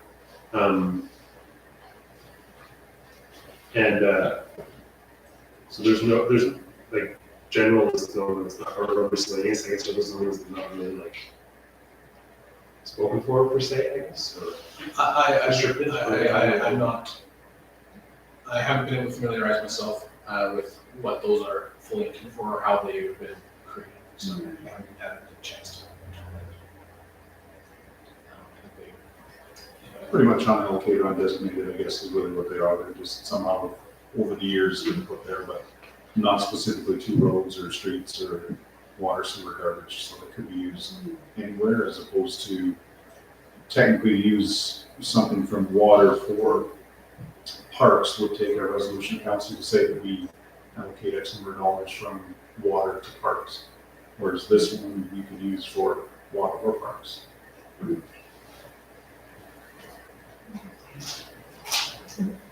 Another question. So with the projected reserve balances, just a question, like, so for the offsite levies, does that go straight into the reserves? Like when we paid off, like the rate here, okay, so does it go, is that where it goes directly into, and then it? I believe so. I believe that's the case when they are. Yeah, these are basically from new developments that occur.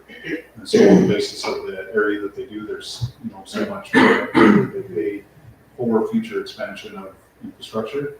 And so basically it is put in a reserve, we call it offsite levies, and it's to be used to expand or upgrade those scenarios. So not for just say, it's not a good example, let's say buy a street sweeper or whatever, it should be utilized to upgrade your water system, your sewer system, your road system, something to that effect as opposed to, but that's where it's generated from. Okay, thank you. Did they not upgrade that to include fire departments and some recreation as well? Yeah. Offsite reserves? Yeah. Councilor Portrait? It's, so we have transfers in, most of these transfers in are annual contributions. All of them are actually, right? So could you just take us through each of those? And I mean, I understand like the garbage one, $30,000 is, multiply that by 9, and get a garbage truck. So could you just take us through some of these and then explain to us some of those we haven't covered yet, maybe? I don't have an exact breakdown of why those specific figures are chosen, but it definitely has to do with, garbage one. It's okay, $300,000 garbage truck, and then we're putting aside 30,000. Okay, 10 years we can think that. And the drainage one is all of the revenue generated from the stormwater utility fee that all goes towards that. So it's not necessarily going to offset a purchase of a specific piece of equipment in 10 years. It's going towards that reserve for funding stormwater infrastructure projects in the future when they are necessary. So there's a mix of some of those sorts of things. Roads and streets, there's $30,000 going into it every year. It's able to be used for, we're using $12,500 this year for helping offset the cost of that road assessment survey or the study. And there's lots of grants out there that require 80% funding, 80% grant, 20% municipality, or 50-50 or 75-25. Reserves help acquire those grants when they make those funding parameters for whatever grant may be. The fire department is quite high. Fire engines cost a lot more to replace than maybe a truck for something else. I guess what would, so maybe more pointed question, what does 13,000 for administration get us each year? Thank you, Deputy Mayor. It's for basically things like photocopier machines, replace it, postage machines, upgrading, say, the air conditioners, the furnaces at the town office, all that type of stuff, so. Building equipment? Yeah. And then what about the bylaw one? Is that like per vehicle, I suppose, or per equipment again as well? And then parks, that's for obviously parks infrastructure as well, I guess, I suppose, or? Thank you, Deputy Mayor. Again, yeah, it's not specifically said that it's to replace the spray park in 15 years or anything to that effect. It's just a number, just the same as, water. I mean, when you look at it, $35,000, no pun intended, what's a drop in the bucket to what the infrastructure is to replace it. But it's something that we've tried at least to put a little bit away. If you recall from our audit that we recently did, I mean, the depreciation through the TCA, which was showing up in administration, was over $1 million, which technically that's what we would ideally like to put away for replacement of all this stuff, but unless council wants to pull that trigger, that's a pretty big number. So these are just kind of some numbers over the years that have been put in. Like I say, in some cases, the garbage, the bylaw, the fire, there are kind of pieces of equipment that have been prorated over the amount of years that we hope to replace them in. But in water, sewer, parks, roads, it's just a number. Determined by administration, I suppose? Just in the best of what we could within the limitations of the budget we have. Again, certainly they can be increased if council would like to, throw another 100,000, 200,000 into the budget in whatever category, we could. But again, it does have effect on the overall picture. So.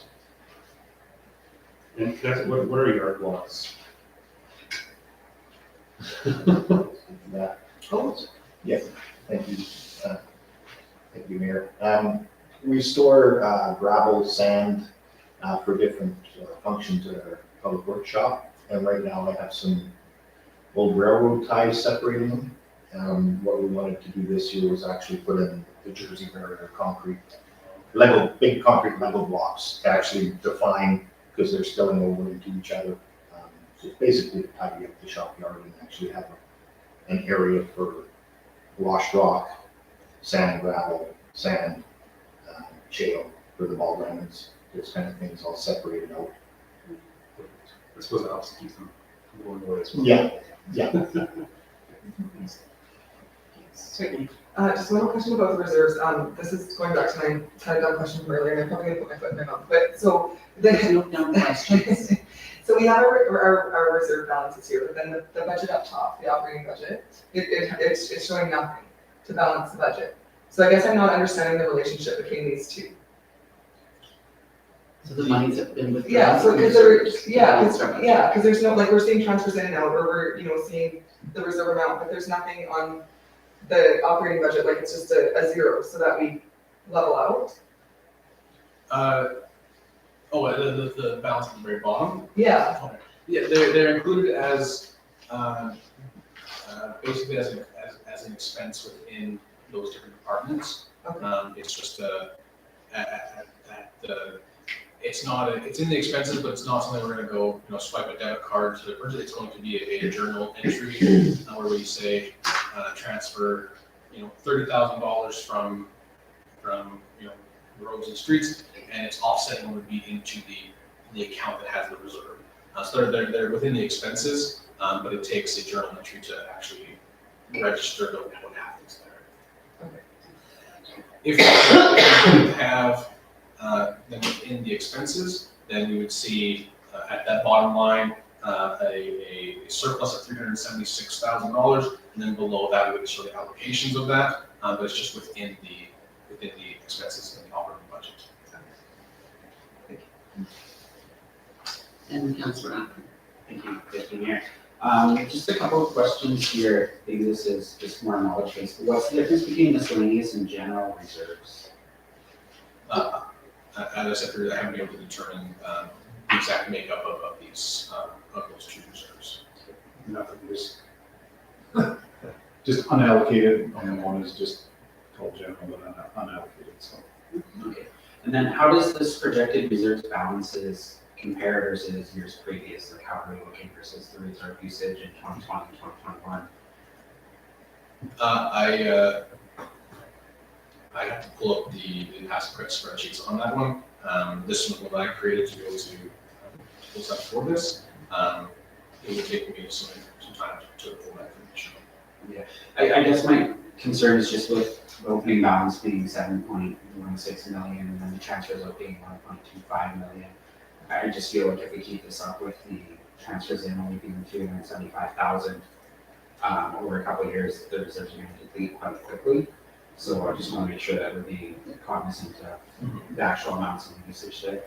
I guess another question that I have is just with regards to the water. We have the $560,000 transferred out for the water rates. So I'm assuming that is the ongoing $500,000 for future water purchases, water rates purchases, and the current purchase. So is that just going to kind of sit there as it transfers out until we actually use that, or is that number something different more I'm thinking? No, that is what's more. What would happen is, so this year if we see how I said, I think it was 80,000 in our 2023 budget. If we want to continue it on, we would reduce that number by 80,000 to show that that part has been those rates have been secured.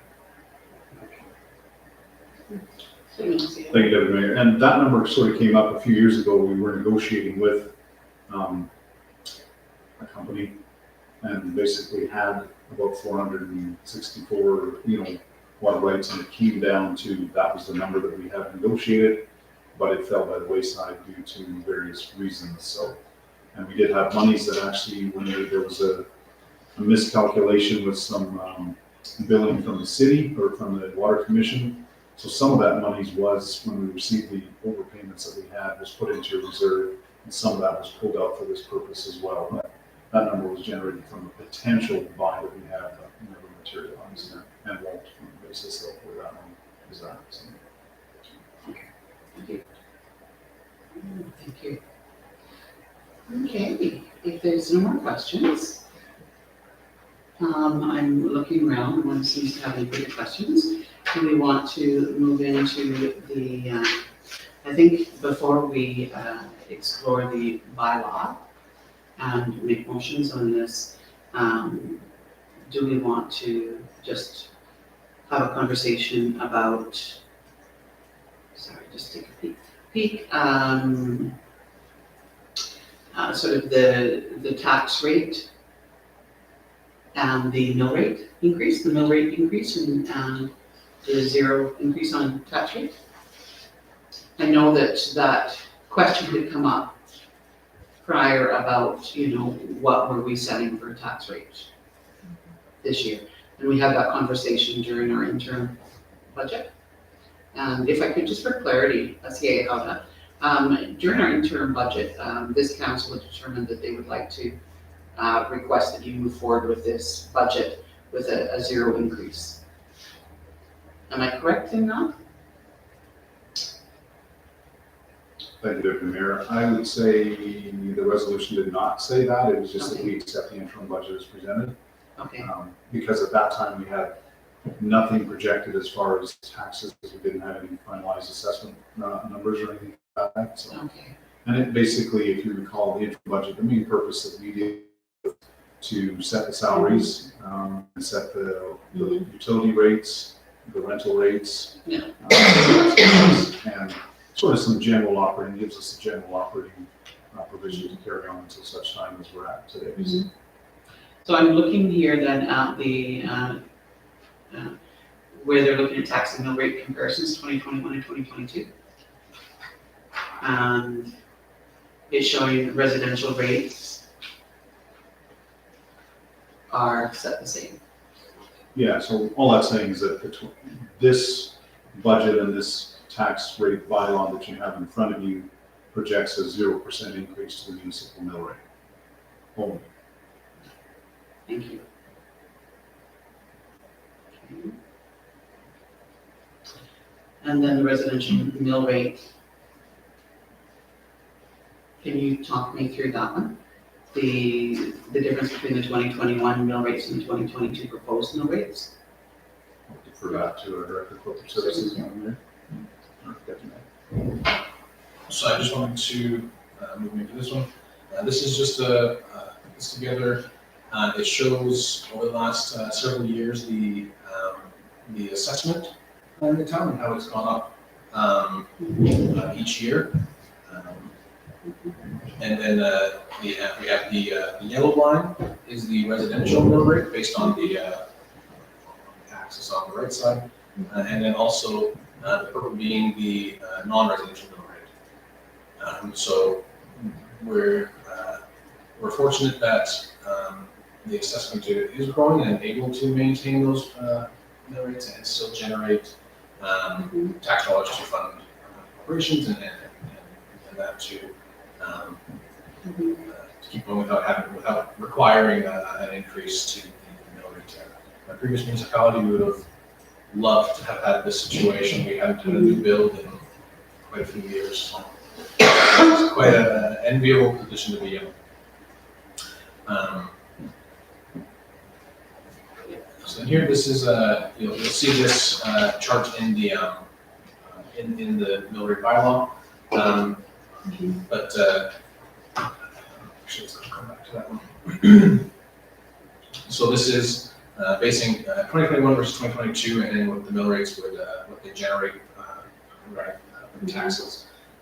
So in the municipal rate for residential and non-residential does stay the same.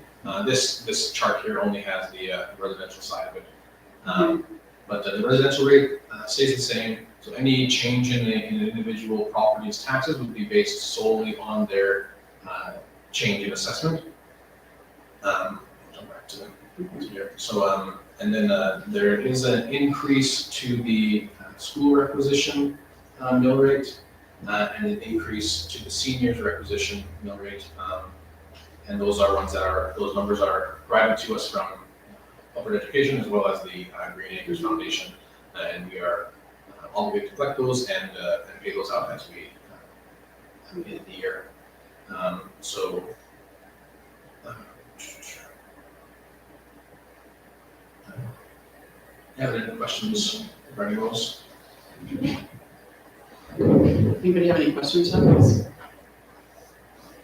And in the sheet in the agenda package provided to you below that person just has a what the assessment and the tax rates would have on several individual properties throughout town.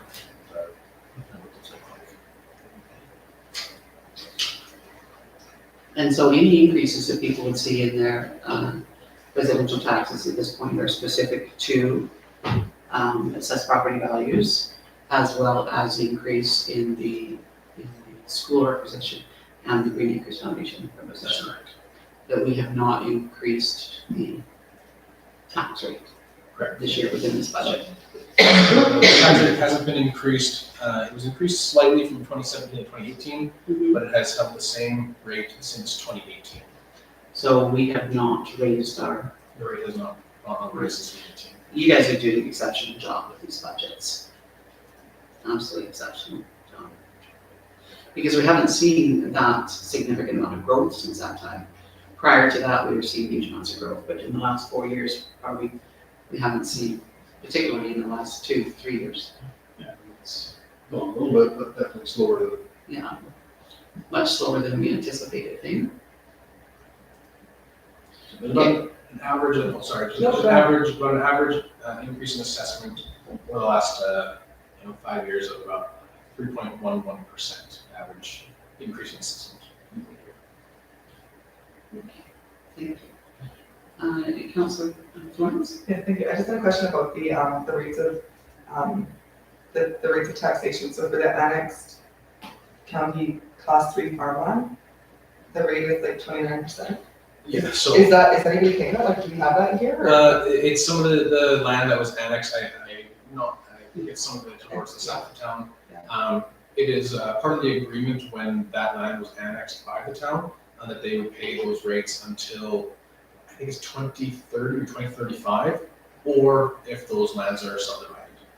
And so they pay the county rates, but the taxes are paid to the town. But they are entitled to those rates until they make some changes to it, or the agreement is in. So is that, sorry for me, is that like to motivate, like it to be developed? Like, is that why the high rate? Farmland, I've often seen, because that the farmland one is what's quite a bit higher. Farmland is assessed at a much lower amount. It doesn't get the same as a vacant residential lot in the middle of town. Farmland is assessed quite a bit lower. So a quite a bit higher mill rate. So if we have only $40,000 assessment of farmland in that tax area. The mill rate is 27 mills, but it only generates $1,100 in taxation. So it's just if it was the same rate as the residential, then it would be, if there's any farmland within town limits, it's taxed at the residential rate. If it was previously in town, outside of that annexed area inside of town. But that's it's part of the agreement when those lands were annexed. There's agreements signed by the property owners, understanding signing off on that. It's sometimes you'll get some annex on in the county where the county rates are quite a bit lower than the town's rates, and so they may see a huge jump in their taxes. This is a very common practice to not penalize landowners when their land is annexed, because of that gives them time for that to take its course.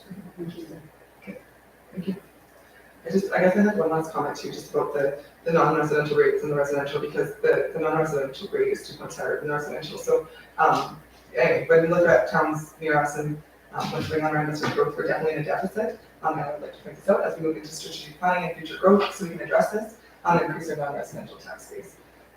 So you're saying that we should increase it for non-residential? Yeah. So our, Space. yeah. So sorry, not green space, sorry, I'm just confusing myself, the business area, that's what I mean. And so we can get cause that is a higher tax rate, right, than a residential tax, and so when we increase that business residential area, that's what I meant by non-residential, sorry to clarify, that then, we're increasing our revenues, right, and reducing that strain on the residential taxpayers, so, just wanted to make that point. Thank you. Yeah. I think at this point, though, we sort of made a decision, I mean, this was previous again, that we wanted to encourage more business growth, and so we didn't want to have, terribly high rates to encourage people to open up businesses and not necessarily run them in their homes, but as we have business commercial space become available, that people would be expressing interest in it. Was that CEO Hada? Yeah, I mean, I think, the intent obviously, as Councilor Florence has indicated, would be to increase your commercial base, because obviously it does help reduce the residential. Yeah. Because of our unique situation, when you look at a picture of either Coaldale or Fort Proud or whatever you want to look at, you know, our commercial is very minimal because of our proximity to the city. Yeah. So we are primarily residential, so it would be great as we, you know, look at the area structure planning for that annex piece to have some commercial come in there in terms of another strip mall type area and or some other stuff to help increase that commercial base, which does help offset the residential. Thank you. Thank you. Yeah. And just informational, pulled the average house, based from the Canadian Real Estate Association. Average house in this area is about 335,000. So this chart just shows,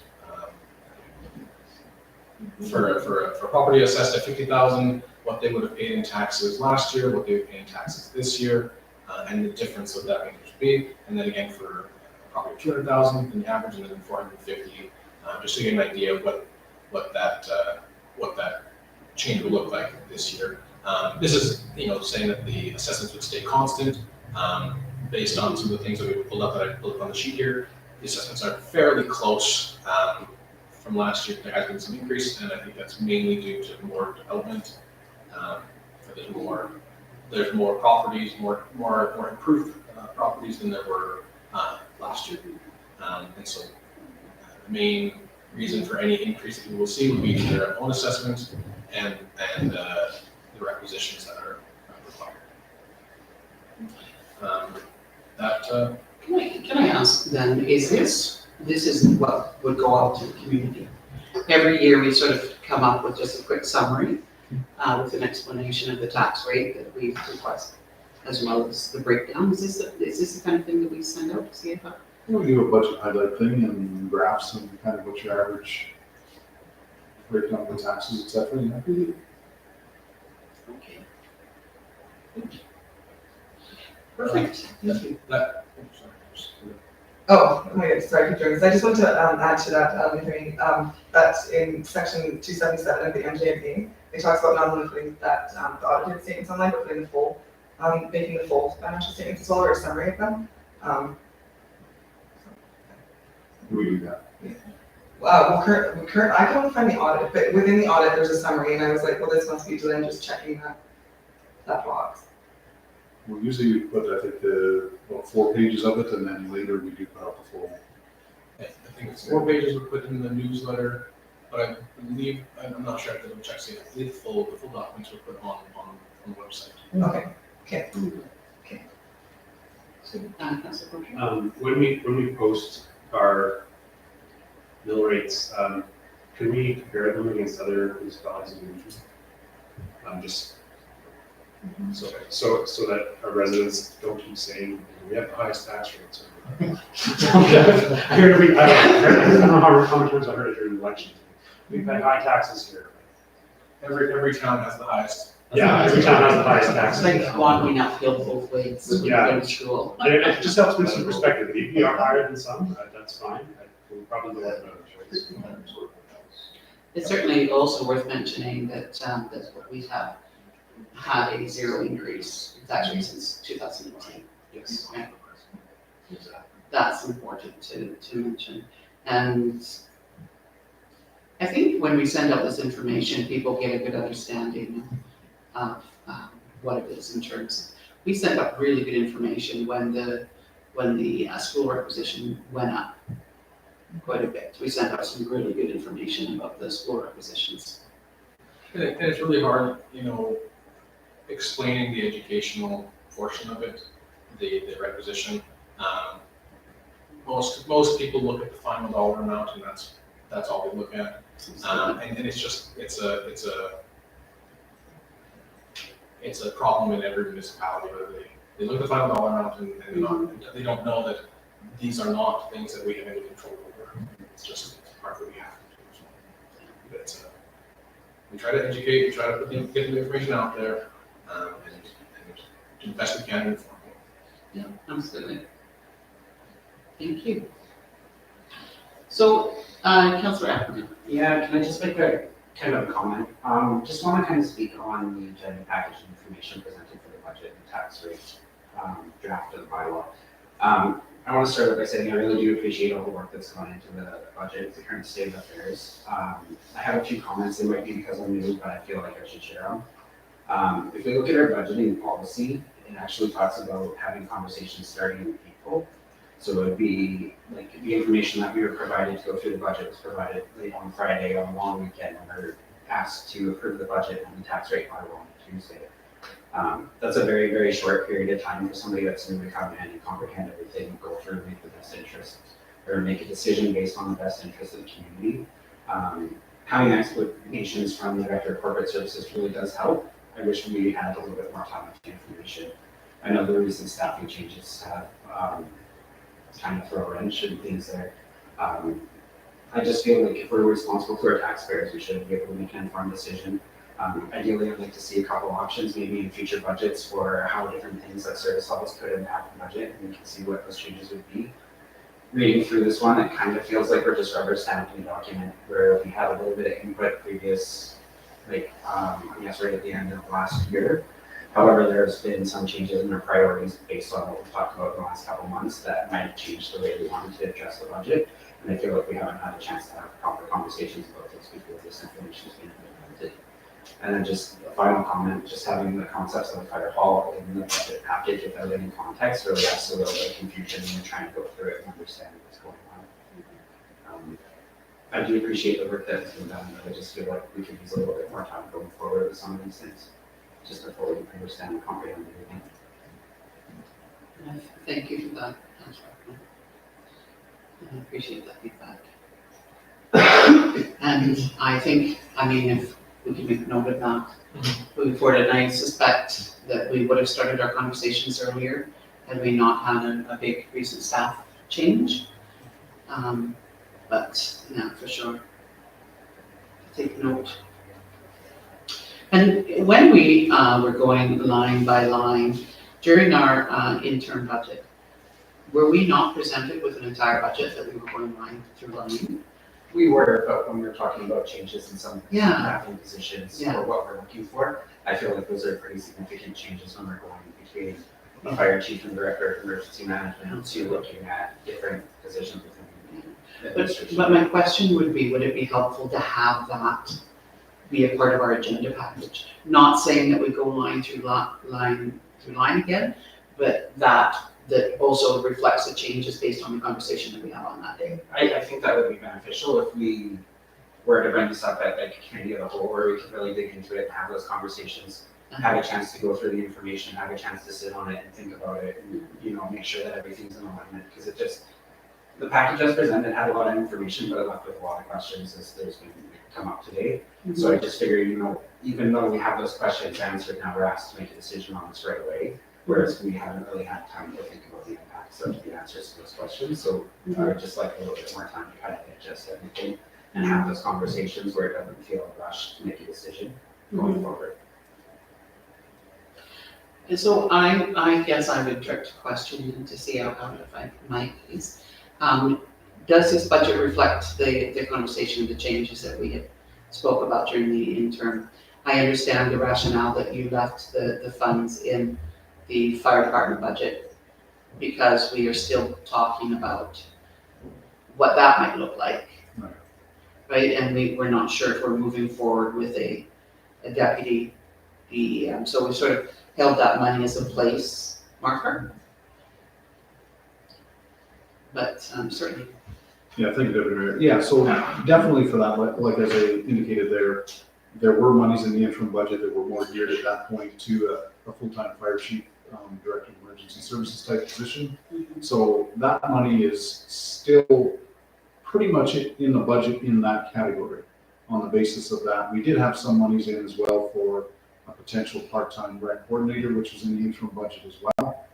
So that money is still in there as well. So between those two scenarios with the wages and benefits, there is, as I indicated, probably close to $100,000, or a little bit better actually, probably in the benefits on top of it. But at this point, without knowing where the regional emergency thing's going and, you know, the discussion about the other staffing potential position that has been talked about, it was difficult to kind of put that into this or that place at this point. But as I say, you know, an amendment to the budget to, you know, realign that to whatever position at some point could be done once we get those things figured out. But the important thing to note is that there is monies to that degree in the budget at the present time. So, and as far as, I guess, timing wise, I mean, we wanted to present this to you tonight. I mean, if you're not prepared or not comfortable, you know, you want another week to think on it, you know, it's not that, you know, to put it off until, say, next Tuesday is not the end of the world either. I mean, generally, we like to have it kind of completed to get our tax notices out early June. So definitely that could be done as well. And as indicated, yeah, this was a bit of a tough year due to changes in staffing and audit and everything just kind of coming and going. But, you know, definitely, you know, there's that option for council if you'd like another week to ponder. If there is some other things, like I say, I mean, if you want to see a slight increase, I mean, Director of Corporate Services Passy can indicate what a $500,000 or $1 million would generate. It's not a great amount of money, but if you know, wanted to put that into whatever, I mean, that can be looked at as well. And, you know, the bylaw could be slightly adjusted. And as far as line by line, I mean, it's not that you can't see it. I know in discussions I've been at with up to George Cuff levels or whatever, it's basically indicated that councils do not necessarily have to see line by line. They should see departments and changes in the department to be identified as to what those are, and that's how it should be done. So we have gone to that over the past couple of years. I think, as you indicated, because of the new council and the interim budget, you know, we did bring it forward in a little more detail on that basis as part of an orientation, I think. But moving forward, this is more a summarized version is probably what we'll move to, you know, moving forward in future years. Can you identify who George Cuff is? George Cuff is, well, he was former mayor of Spruce Grove, and now he's a consultant. Actually, Strategic Steps that fellow that's doing our strategic planning is somewhat a spin-off from George Cuff. When we had our code of conduct review that we had with council previously, we approached George Cuff, who then steered us to Strategic Steps as sort of a subsidiary of his company. And he writes, you know, big articles all the time for Municipal World and that type of stuff. He's a, you know, consultant in terms of municipal affairs. And what is the role of governance of council? Yeah. Versus administration? Yeah, he does, like, I think 4 years ago, when we had the orientation session, it was done on a regional level. We went to Tabor, and he was the presenter at that particular one. So yeah, he's a highly regarded, recognized consultant on the governance, I guess, rules, whatever you want to call it. So. Thank you for that. So can I just have a comment to that too? Very comment? Of course. Yeah, so just, this is, when you, Akron and I recently did the corporate planning and finance course at the OEP, they specifically talked about budgets and different ways to prepare them and the questions that, you know, then come up with people. And from kind of what they indicated in that training is similar to what you said, but just that, like either way, there's gonna be questions, like no matter which way you do it, whether you do it high level, you're gonna ask for more information, or whether you do really in-depth, you're gonna say, why is this so in-depth? And so it's, yeah, it's just, that's the. Find your balance. Yeah, And you know what, and I think asking these kinds of questions is really providing great oversight, right? And you're right, I feel like having looked at budgets for like 14 years, this doesn't feel as full for me, because I did get accustomed to looking at them, you know, each department and let a breakdown and sort of that line by line, but yeah, as well, I mean, I learned that really we're supposed to just sort of be looking at sort of the overarching budget for each department and approve that, and then they do what they will within that, as long as they're sort of achieving those service levels that we set. So I agree with Councillor Ackerman that over the next year, maybe we do an assessment of what our service levels are to say, you know, what is our priorities, and then, you know, each department figures that out within their budget in their department, right? So it's gonna be a whole new way for me to look at it as well. I have to say it for sure. Okay, were there any other questions on this, or? Mayor Montina, are you good there? Any questions coming from you? Okay. No, thank you. Thank you. Now, what else do you need from us? That's mostly it for me. Just one final thing is, for increasing or decreasing the mill rate. For every 0.5% change to the mill rate, it generates or removes about $10,000 from the budget. And then, so $10,000 from the budget, and then to an average house as we got here, it would make it a difference of $12 per year. So if it was an increase of 0.5%, we'd generate $10,000 more, and the average home would see a $12 increase annually. So about $1 a month for every $10,000 generated, or the reverse. Thank you. Thank you. You know what, I had written a lot of notes from our intern, and I thought that we had said, can you please go and take a look at this? We didn't make any kind of motions to the effect, because that was not the time to set those mill rates, but we did sort of say, perhaps you can go and take a look at this without a mill rate increase. And so that's why when I saw the 0 there, I thought, oh, wonderful. Yeah, I would say, I don't think there was a resolution, but. No, well, and we couldn't, right? We couldn't make one at that time. So, I appreciate the work that you put in to make that happen, as you have for the past 4 years. I know you guys have been great. But I guess I just want to put it to council for, I guess, is this where we have that discussion? And what we think about the mill rates. Does anybody have any thoughts on that? If they want to set a different mill rate, if they want to keep it as is? Thank you. Was there any, like when we look at mill rates, do we look at what other communities near us are doing, or is that? It can be difficult at this time of year, just depending on who has asked for mill rates at this time. Many probably have this by today, but it's a trickier thing to pull that information when they are in the midst of passing their own. We can get an idea, but often it might be looking back a year, or it's just if they're passing theirs right now, hard to, especially if we're trying to do some more discussions earlier before we having more meetings.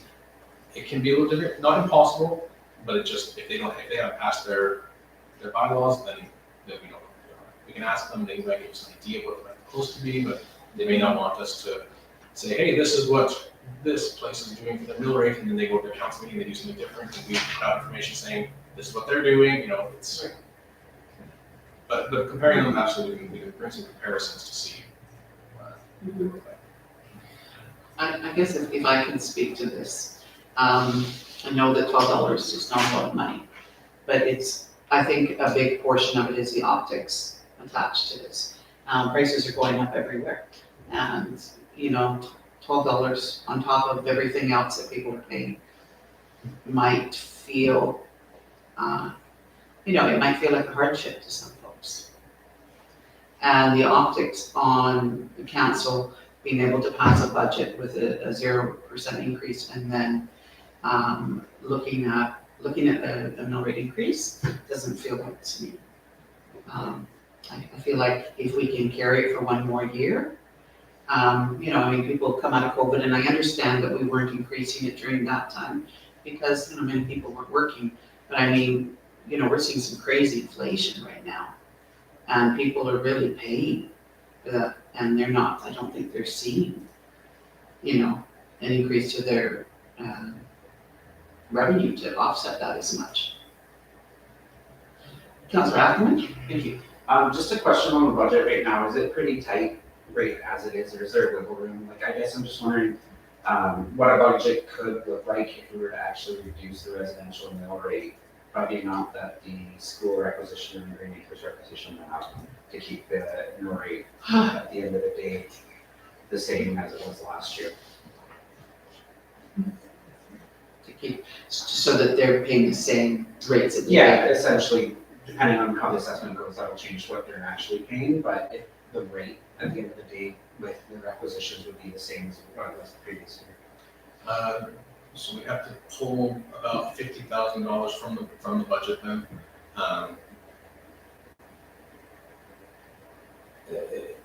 It wouldn't be an easy task if there's things that would maybe council said to do that, then we can go back and run that, but it's often comes to then cutting services or supplies and things to make sure they have enough supplies, or if you want to cover doing that.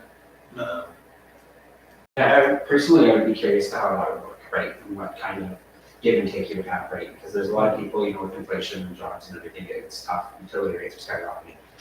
Just to even say, you know what, maybe we cut services a little bit and can keep the tax rate in for you guys. I think for some people that might be the way.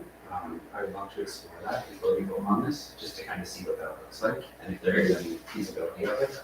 If you guys are running a tight enough budget that, you know, there's not really that much wiggle room, then it'd be good to know that as well, right? To kind of see where we are with the budget and how much room you have with it. You know, I hear what you're saying and I appreciate what you're saying. I guess I do have some small concern in that if school requisitions are increased by the province and we are decreasing hours to accommodate that, and yet we're having increasing costs to the province, I feel like that's a little bit of it feels like a slippery slope to me to go down. I understand, and you're saying my same argument back to me that I just said. But I want to be reasonable and responsible about it and say that if we can have a budget, because we're already pulling from reserves, remember, to offset the cost for the RCMP. So it sounds to me like the budget is pretty tight, not a lot of wiggle room, or we may not be pulling from reserves to cover our cost of the RCMP. But it feels to me that being able to balance the budget without an increase to our residents shows that we are being fiscally responsible and sensitive to our residents. But I don't know that I want to take on responsibility for increases from the province. Does that make sense? Yeah, What I I'm understand saying? what you're saying. I'm not saying that we would have to go that route by any means, but I would just be curious to see what the numbers show, right? Just to see how it would look on paper. Yeah. If we were to explore Yeah, that. so I think you answered that. You said we'd have to remove about $50,000 from the budget in order to make that happen. So that, I think that's your answer, that we would have to find $50,000 in the budget. And we're talking about wanting to achieve a service excellence. I don't know that I want to have a conversation about reducing services to offset school requisition costs. I just, that's my own thoughts that I'm having on this, and I don't know what anybody else thinks about it. Councillor Florence? Yeah, I appreciate the comments that Mayor Caldwell about that cost from the province and not kind of taking that on. I get what you're saying too, because I think for me, the thing that I'm still stuck on is just maybe seeing the differences in putting a little bit more in that rec budget versus elsewhere. But, you know, based on what Mike is saying and based on what information we're learning is, yeah, that would be a lot of work. So for me, is it worth it? Maybe, because this being year one, but I also bring a little bit of time crunch. So I'm not quite sure what to do. If we did look at cutting because of this requisition, I don't know that we would get any credit for it, right? Like you said, that's right. I don't know that if people are gonna just go to the bottom line, or something said that, and not really realize, well, no, it's you like you said that, not really realize where it comes from, right? So, and then I'd be complaining that we would, you know, whatever, we're gonna trickle down to, we can repair it, $1,000 to repair it. I don't know. I kind of think like we're in a good position that we are able to cover budget through assessment increases, like Mike said. So I don't know that I want to try and cut $50,000 budget to make that balance approach. It's kind of my thoughts on it. I appreciate hearing that as well. The very first the very first concern that I had as soon as I started reading that we're pulling from our reserves in order to pay for some operating costs on some items. So that's my first, but hearing that we're going to be able to that, because that isn't sustainable, but hearing our residents aren't feeling a really big pinch in paying for those RCMPs, I think that makes sense, and I appreciate hearing that. So I, having had those conversations, I'm not comfortable having any more conversations about removing from this budget, removing 50,000. I don't know, Councillor Ackerman, did you have any? Well, I think, you guys' comments on using the reserves kind of brings home a point, right? But maybe it's just having a look at, what is typical reserve usage in a year. This year looks like it's higher than normal, but I don't really know what to base that on, right? Yeah. Just based on the numbers that I'm seeing, it seems like we're, 3-4 times higher than going out than what we have coming in, right? So it's like, if this is an anomaly for this year, then it's like, okay, that kind of makes sense, right? But it's just kind of having that baseline of where are we typically, and then where. Yeah. So if you're, certainly, is that, oh, sorry, Mayor Montina. No, that's okay. In hearing the conversation, I would agree with you, Deputy Caldwell, that, I think that I would be in support of trying to find that 50,000 within this budget to get rid of it.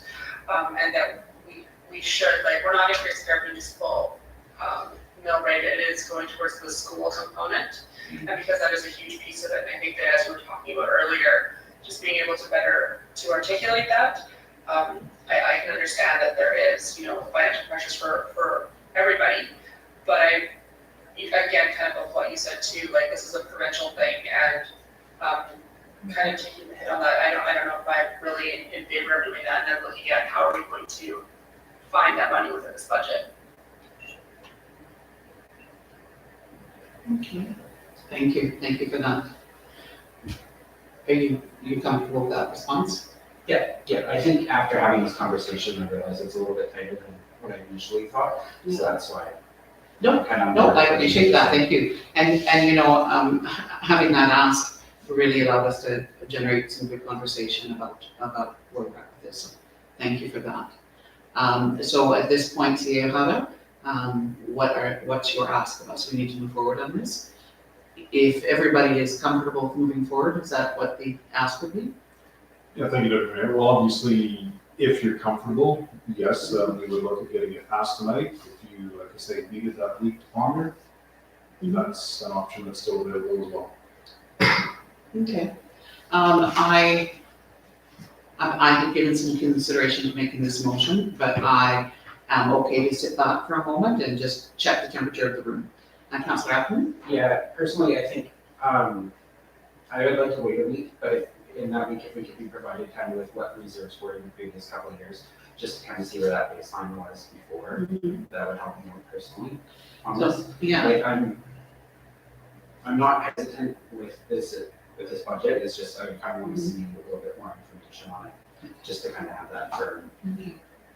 And so, looking at the resources that might go into searching up those numbers, I would like to respectfully, Councillor Ackerman, before we make that determination, I would like to check in because we do have new staff that's trying to learn their way and they're working, they have to get tax notices out. Their plates are pretty full right now. I'm not sure what we have in terms of time to be able to do that at this point. And I understand that, often a council asks, we need to respond to that, but yeah, certainly. Just to the chair to Councillor Ackerman's, I would just find my reserve sheet here. And then he just happens to have that information right handy. That is fantastic. If we're looking at the reserves in this year, yes, we're at 1.2 million. We're we're bringing in 376,000. There's two pretty big ticket items on this year's ones. Where one being 500,000-ish for the constructed wetland project, which is not a normal year project, and the the offsite levies are intended for projects of this nature. And then also the water rights, one being the other 500,000+. So with those making over $1 million of that $1 million, over $2 million reserve usage in this year, if we don't factor in those two quite large, which if we are moving forward, they are, we do need to keep into account. But those are two items that are quite big ticket items that are not regular occurring items. Bringing, if we were to not factor those in, it's quite a bit more, it's bringing in, we're adding more than we're taking out, excluding those two options. I don't know if that helps.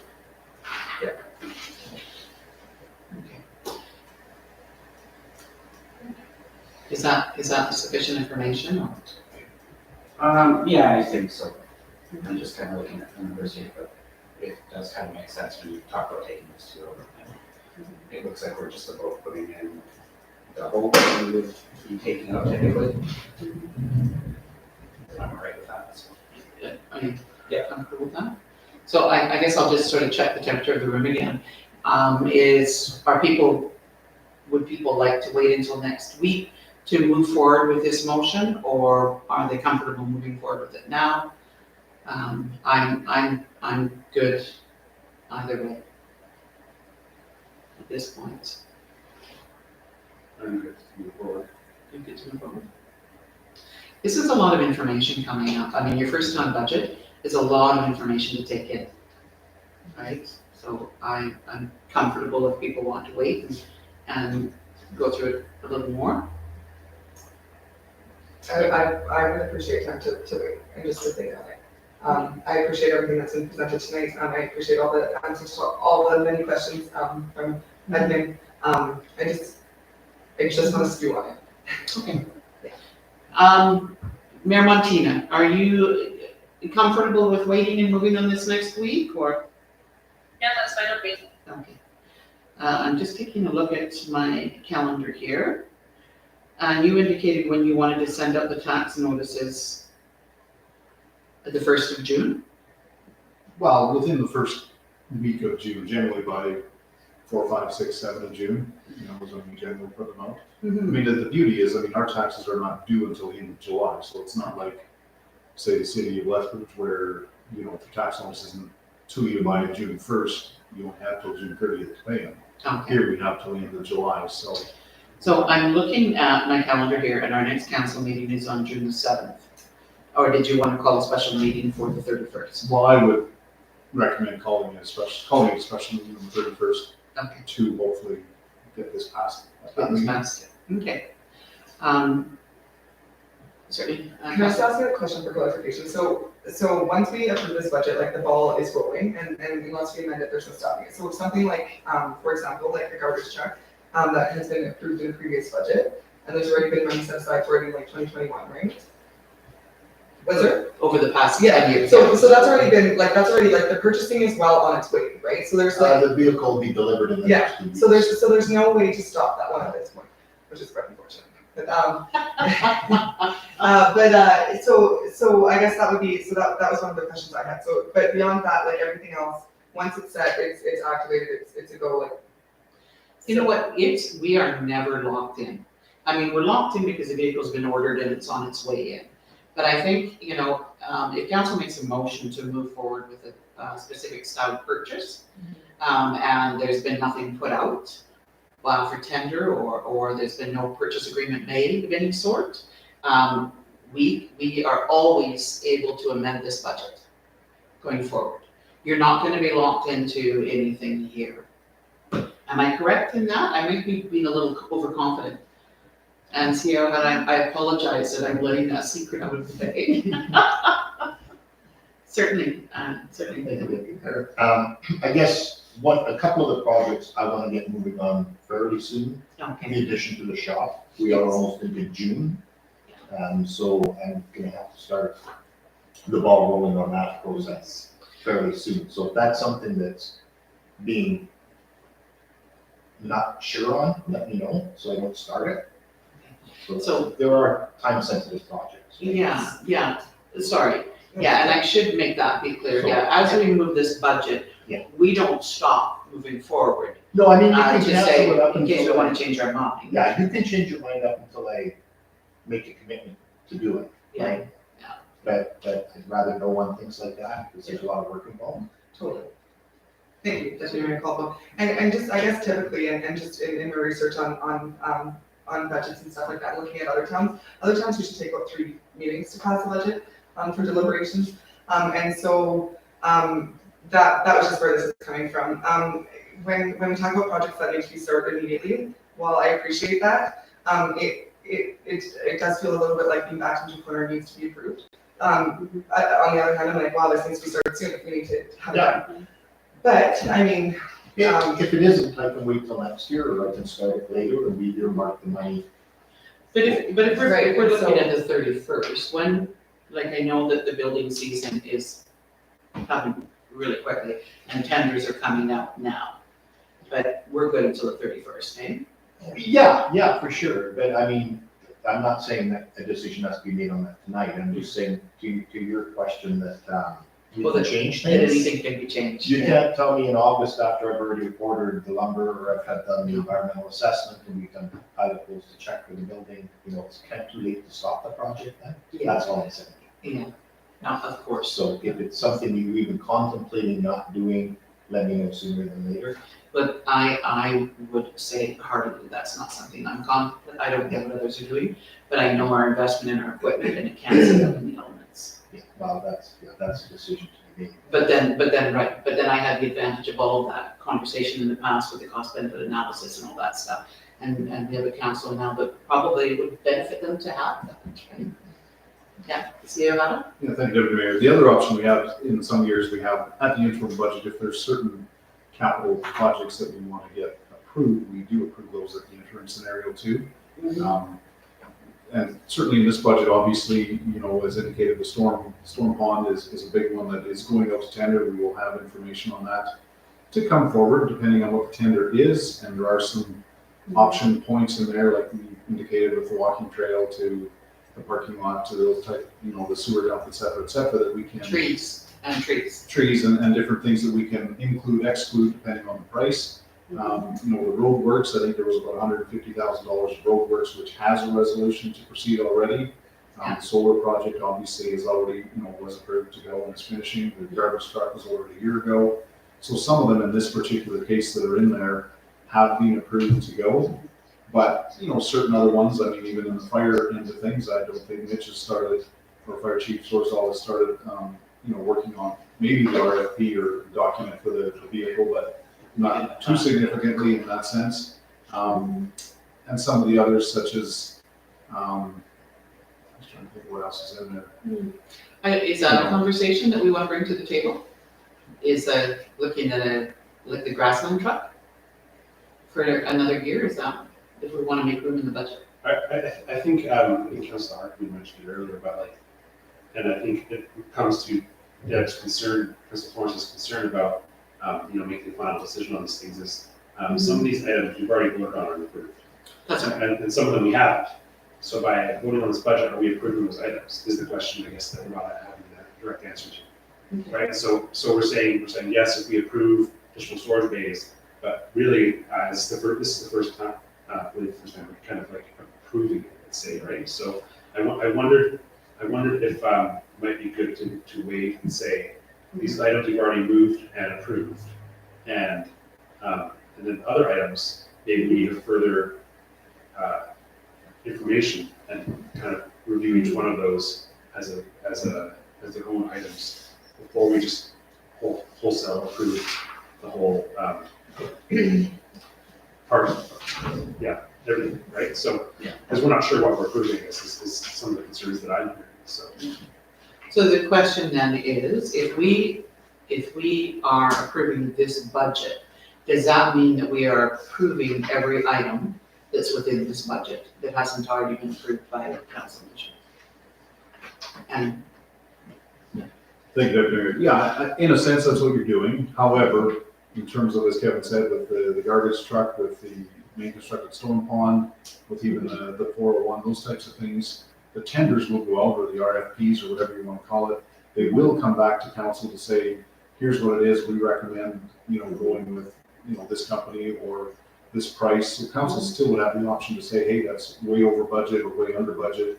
Let's, and I mean, there is the right in most of those to say that, we don't have to, highest or lowest standards not necessarily accepted. So we do have that option as well. But this budget would initiate administration moving forward on those things to bring something for final approval on most of those types of things like that. So the ask then would be, next week on the 31st, that we have these same items, but the ones that have been approved already to be moved forward with, and the items that have not been, Yeah, just outlining which items have already been moved and approved, and which ones have not. which ones have not, which ones are we reviewing? And maybe we need further, I guess, rationale as to, just a summary of what that project entails and why we should do it, right? So, Councillor Ackman? Thank you. Just two things. I guess one thing is if we're looking at that list for the major capital project planning, even if we had something like a disclaimer saying subject to final approval by council or something, the ones that we haven't approved, I think that might be enough to kind of say, okay, these ones are kind of highlighted as wants, but not necessarily fully approved yet. And then secondly, I notice it's 9:54, so can I make the motion to extend the meeting an additional half an hour to an additional half an hour? Sure. So you make that motion? Yeah. Okay, do we extend the meeting past the 10 o'clock? All those in favor? That's carried, thank you. I was almost ready to not do that, so that we just finish this conversation in 4 minutes, but I appreciate that motion, thank you, Councillor Ackman. Sierra Howden, so we've got two different conversations happening. One is that, and I think that's really easy to pull up, is the items that are currently on our budget, to identify which ones have been approved by council and which ones have not. And I suspect that if it's made it into the budget, pretty much everything has been, but I'm not sure. And then the second thing is that anything that's come forward, we would have that in past council packages, sort of that rationale for why we're doing this. Is that able to be forwarded with this? I'm not concerned about that. Well, I guess maybe there are some past ones that are concerns about, but Yeah. Quickly, yeah. Yeah, I think that, I mean, you're looking at, the basic 14 items that are listed here in the 22 proposed. I mean, I can go through and I can tell you which ones were approved already at this point very quickly. Okay. As far as, just for instance, past history in terms of the engine 401 replacement, there hasn't been any report done or anything to that effect. It was just in the so-called previous fire agreement that we had with the county to be replaced in the next number of years on the agreement that we had, and the funding was to be in place by both parties at that time. So that's why it's there, and I think as our fire chief has indicated, based on the life of the vehicle or the equipment on that basis. Similar to the fire truck or garbage trucks and those types of things, but. And so that is considered to be necessary for 2022. Well, based on as indicated, the replacement life to be a frontline vehicle. So, but I mean, quickly, if you want, I can go down and the one sheet that's here and tell you whether they've been or not. Sure, are you guys good with that? yeah. For sure. So you have this one here, this page, the 22 proposed capital. So basically starting with the shop additions, was talked about in previous year, didn't happen due to various reasons, COVID or whatever I think it was. So as a result, we haven't started. So this year for discussion is whether you do or do not want to move. The addition of the dog kennel on it is a new thing that's been added there. It's been brought to our attention, and obviously we don't have a proper facility that it's not up to main standards, etc., whatever you want to call it. And as well, even for Barron's, when we're with the contract with them, they don't have, so they come here. So there's not a lot of proper facilities within the region. So it's something that we can look at. The solar farm project, obviously, too late done. Water rights, like I say, it's been on the books. If we can find some, do it, bring it forward. Bring it forward whatever price I can negotiate with whoever it may be. And just say the 25 acre feet that I have on the go right now has been approved to council to purchase for the price that we agreed to. So that is very close to happening. If we get more, it'll come to council to say, hey, I can get it, but it's $5,000 an acre foot, which is too much, or whatever the case is, depends on how badly we need it. Garbage truck, as indicated, was ordered a year ago, is probably due here in about 2 weeks, 3 weeks, so can't do much about it. The next three, the side or the street works, we did approve that through the risk management committee, brought forward $150,000 maximum to do these three projects, and funded, as accordingly as indicated there from the old gas tax fund. Constructed wetland, basically we've seen, and it is going out to tender. It is a required piece of infrastructure, and is, some of our grant funding is due to be spent. And like I say, depending on the tender, which is out, we'll have the option to accept the tender or, pull out a few items if we want to bring the price down somewhat, but I would recommend that obviously it's a necessary thing. The mower has been approved. We did have a resolution on that. It's here, we got it. Spray park is basically as indicated with the surface that we had. There was problems with it a year ago. So they just actually finished putting it on last week, the company that does this. So hopefully it's good. So we withheld half of the price of that contract. So assuming that this passes, the inspection of what's required, obviously we have to pay the rest of that contract. So pretty much a done deal. The walking trail fences, we did bring that forward in terms of, as indicated, some post and chain and some signage, which we said, I brought forward, this is the amounts, and said we would include it in the 22 budget if we chose. So that one we could still stop if we wanted to.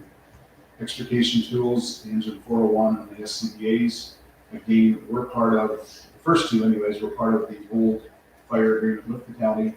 The county has paid us out for those, and they were to be replaced by that agreement in 2022. So, again, we would put out the tender at least for the 401 or RFP, whatever it's called. And depending on that price, we could choose to accept or not accept it at that point. So there's a possibility there.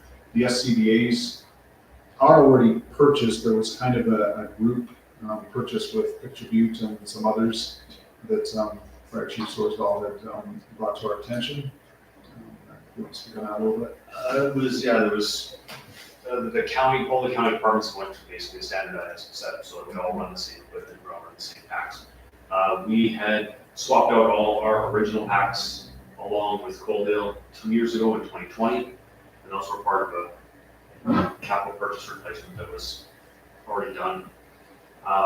When we brought in the new engine 22, we had decided to keep engine 23. The old engine went away as our reserve engine. It's technically not an engine unless it has the right equipment on it. So we were short 4 air packs or 4 SCBAs for that. So it was part of the plan to eventually budget to bring 4 more packs on that. Picture Butte was looking to swap out their packs and move up to the next standard and join the county in our standard. And they had talked with the manufacturer and basically said, look, how many do we have to buy to get a good deal? And they were told everywhere that it doesn't matter how many you buy, you're not going to get a deal. And then they talked to one fellow that said, well, if you get 50, you'll get like 15, 20% discount. So they started putting the feelers out to everybody in the county. Said, well, if you're going to get a great deal, I wouldn't be interested in 4, but we have to see on the budget. And the Tabor came out. So we ended up getting 50 orders and spent, the cost of the pack is, and the associated equipment was about, I believe it was $2,000 or $3,000 above what we originally paid in 2020. And that was before the cost of everything going up, plus price quoted was one parts or one electronic parts surcharge increase. So the rates were going up because of the supply chain issues. And we had a 20% discount on top of that, and we were looking at another shortage issue price increase at the Seattle and at the time, and said, is this something like, we need to basically say yes or no, is this something we can work into 2022 budget? The decision was made then that it was probably a good idea because moving forward, anytime past that, we would be looking at least another $10,000 to $15,000 to purchase that same equipment if we made the deal the next day. Generally, we don't have a lot of capital in the interim budget, but the fire department did have some, so on that basis as well. And even in parts and equipment or that type of stuff, we felt there was room without any further scenarios. So that's a rundown of those. If that helps you.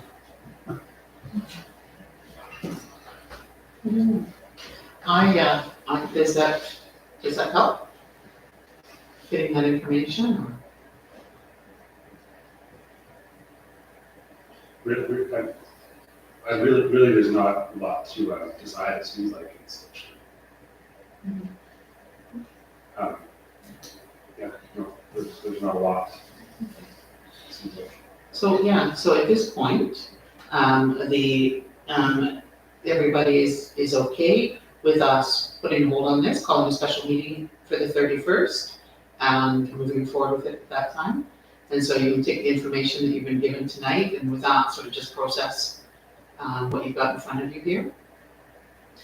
Would it help to have a copy of the presentation? You know, your acronym, is it DCS? DCS Classic? I mean, we have CAO, our Director of Corporate Services, Fassi, the presentation that he gave us tonight. I mean, there was great information on that. Would that be helpful to have that be part of your package as well? Is that something that? Yeah. Okay. And then we can all just sort of process these numbers and sorry, Yeah, I think that would be great. It would make me feel a lot more confident to be able to make that choice with, having time to digest everything and just kind of think things through and stew on it. Oh, for sure. I think that's a really good idea then. And so, at this point then, what do we have before us? I think we're probably not going to move the 2022 capital budget at this time. We'll probably make these motions all together. It's not. Yeah, on the basis of your discussions, things won't happen tonight. Okay. Okay. All right. And so then we will move forward on the bylaw next week as well. Okay, because we have to pass our budget in order to do that bylaw, right? Okay, so my question of you is that this is just a motion to send someone to the value scoping session. So at this point, then our conversation on budget is complete. Right, we're good. So we'll set a special meeting for next week and we'll bring it back up again. And so we just have another quick thing on our agenda. I don't know if you fellows wanted to say goodnight, or are you okay just to stick around for a minute about the Palliser School Division motion here? This isn't gonna require a lot of conversation, is it? See it, Hoda? No, again, like the mayor was mentioned at the last meeting, that, did this invitation come at that time? It came for CAO and one other piece of personal administration.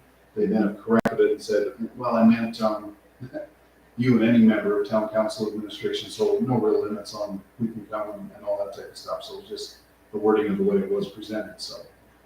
So basically, I mean, for that matter, yeah, just looking to see whether all council wants to attend administratively. I mean, certainly, whether DCS or DO and CAO and, whoever possibly administratively may want to attend as well, but certainly it's open to all council at this point. Can I ask, perhaps, what is a value scoping session?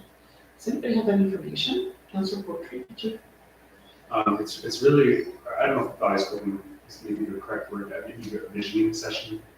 Okay. But part of the value scoping is looking at assets that are in our community in terms of schools and saying, we have a high school, in how that place it or build new or a combination of all those, right? So what the session is that they take our vision of the things that we want to see in the school. So they say we want to add on a library, and then they give that to cost consultants, the architects, and then they go off and you know, come up with some options and say, well, look, we could fit it in the high school, but then, you know, or whatever, right? They come up with some options, cost those options, and you can say, you know, out of these, whatever, 3 options, this is the best value. Okay, So if you don't have that partnership information or that vision in place, then it totally skews all their numbers, right? So so in order for us to move forward in any possible partnership with the school, we need to attend this, we need to get the information, and we need to have an idea of what we're saying we'd like to bring to the table with you. absolutely. Okay. Councillor Florence? Yeah, I appreciate you clarifying that, because that's exactly the point that I was gonna make too, is like, I would like to have a committee of a whole or some kind of discussion around that shared vision before these sessions, right? Is that what you're saying, Councillor Porcher? Is it- so that- Absolutely. I think we need to set our vision, like, sure, the school, you know, well, what do they want? Well, I don't know, it's not, you know, the school is part of our community. We are in touch with our community, right? So I think we need to be leaders and decide on how we want to see our community assets grow and develop, right? So, it's not a matter of waiting for the school to tell us, well, what do you want to partnership, right? They're in our community, and I think we need to work with them, right? So, you know, we need to come up with a vision and propose it to them, you know, and then there's a negotiation that goes on after that, right? So. That's very well. So would it be like, if we're having a special meeting or whatever next week, or if there's a committee of the whole coming up, can we add it to one of these so we can talk about it? And then make the motions to send people? Because I know for one, like, I would love to go attend a virtual session. But yeah, I would love to have that conversation about that vision and that unified, that we're presenting that unified vision when we go to these sessions, if we go to these sessions. Okay. Wonderful. Yeah, one thing on this, I think part of the reason they didn't invite everybody is because it becomes, you know, when you have a lot of people in a room, all of a sudden your voices kind of get muffled by another person, right? So, because they're gonna have people from the school there, the administration there, they're gonna have people from the government, they're gonna have us, and if everybody brings 5 people, that's already 15, right? So, I think in terms of representing our vision, if we can decide that ahead of time, you know, we don't need to send a whole army, right? So, but I think it is obviously open anyway, right? In terms of obviously, so it's just, that's the intent I think that the school division was trying to convey with only inviting a couple of people to begin with. Thank you for that. Thank you. So I would like to put that question forward. The date is in Colthurst on June the 20th. It sounds as though it's in person. The first one is in person. The first one's in person, and then they're going to have the same process virtually. Well, no, it's a follow-up. The whole thing is a whole process. So Okay, first when you discuss ideas, and then it's a feedback, so it's iterative. So you get an option, say, actually, no, you know, that's a great idea, but no, let's just adjust it a little bit, and then it gets revised, and then it gets revised again. So after the third session is kind of the sign off. So okay. so it's you can attend some, but I guess you wouldn't have the background information perhaps or follow through. But yeah. Okay. So I guess I'll put that out to council. Who is able to attend this on June the 20th? And I believe, I'm sorry, I was just trying to open this up here. I believe that the hours are from 8:30, are they, to, It's all day. thank you.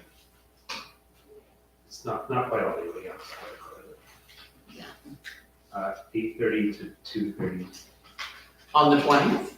Yeah, on the 20th, yeah. Okay, and then on the 22nd and the. 8 to 2, Okay. and then 9 to 2, sorry, and then 9 to 2. Okay. Is it, Councillor Porcher, are you available to go to that? I'm already going. You're already going, as from here? No, as a representative of the school division, from the architect side. Okay.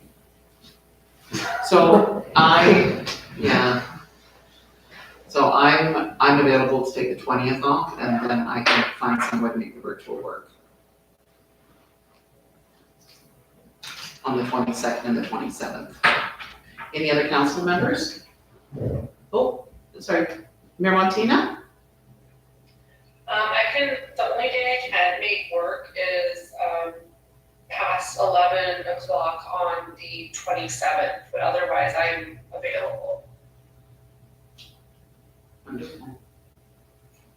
Okay.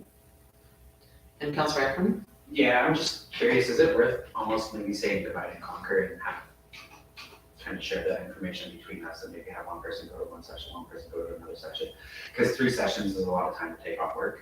But It it's is, like I would like. But the problem is that it's a follow-up. So that first session in person is where we sort of sit down and we really sort of sell our vision, right? And we talk about, and hopefully we might be able to have some kind of a budget idea as well within that, depending on what comes out of our session. So we sort of, it's like, I guess there's probably the first session. The reason why I'm kind of interested is because I think there's going to be some horse trading that has to happen. And I'm really good at that kind of stuff, right?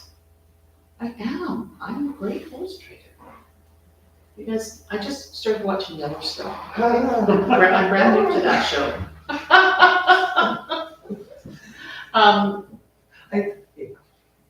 Certainly. Oh, sorry, I was gonna cut myself off because I just was speaking out of turn. I think that if whoever we send, I think that's wonderful because I think that any member of council will do an awesome job of representing all of our vision. But I would love to have that conversation prior or some of that. We have to, and we have to carry forward the message of all of council. And just don't trade horses for cows. It's, Don't treat horses. horses for cows. Just, Okay. And so I think maybe what we'll do is we can probably just do that first session if you guys are good. And would you be attending with us here, Hunter?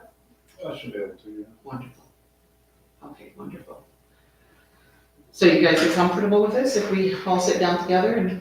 would it be valuable for Mike to sit down and sit as we're talking about sit down as well? That's be part of the sessions. We're talking about big financial contributions for our project and stuff. So to sit down and have the conversation with us? Well, Or we're running value scoping sessions. to attend the value scoping session?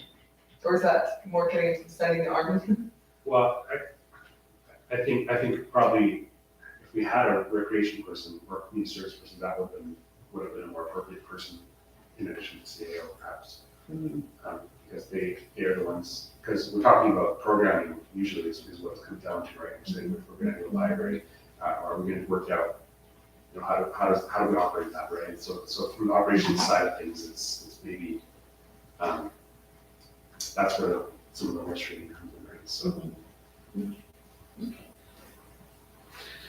But it's, I think whatever support CAO requires can be up to the staff. I don't think there's that couple of administration people there, so. So would that be too many to walk in with 4 people then?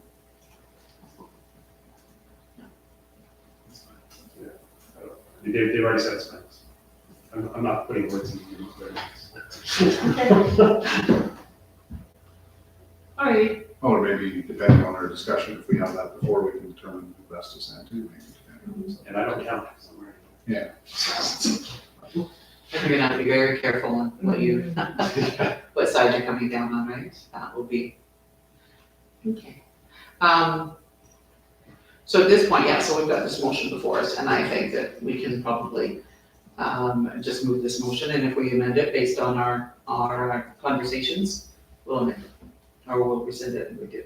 Okay. Good. Okay, so is there any more discussion on this? Okay, if not, I will call the question. All in favor? Thank you, that's carried.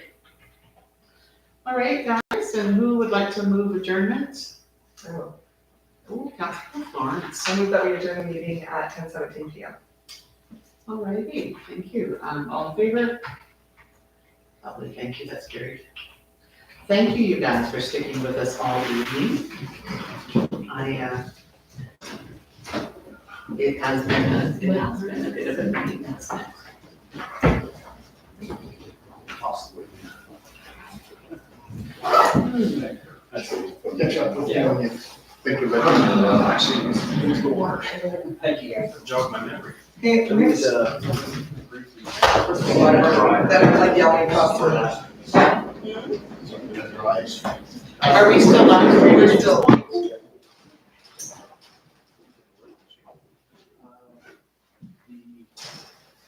Questions or those? That's your bag. You said good night.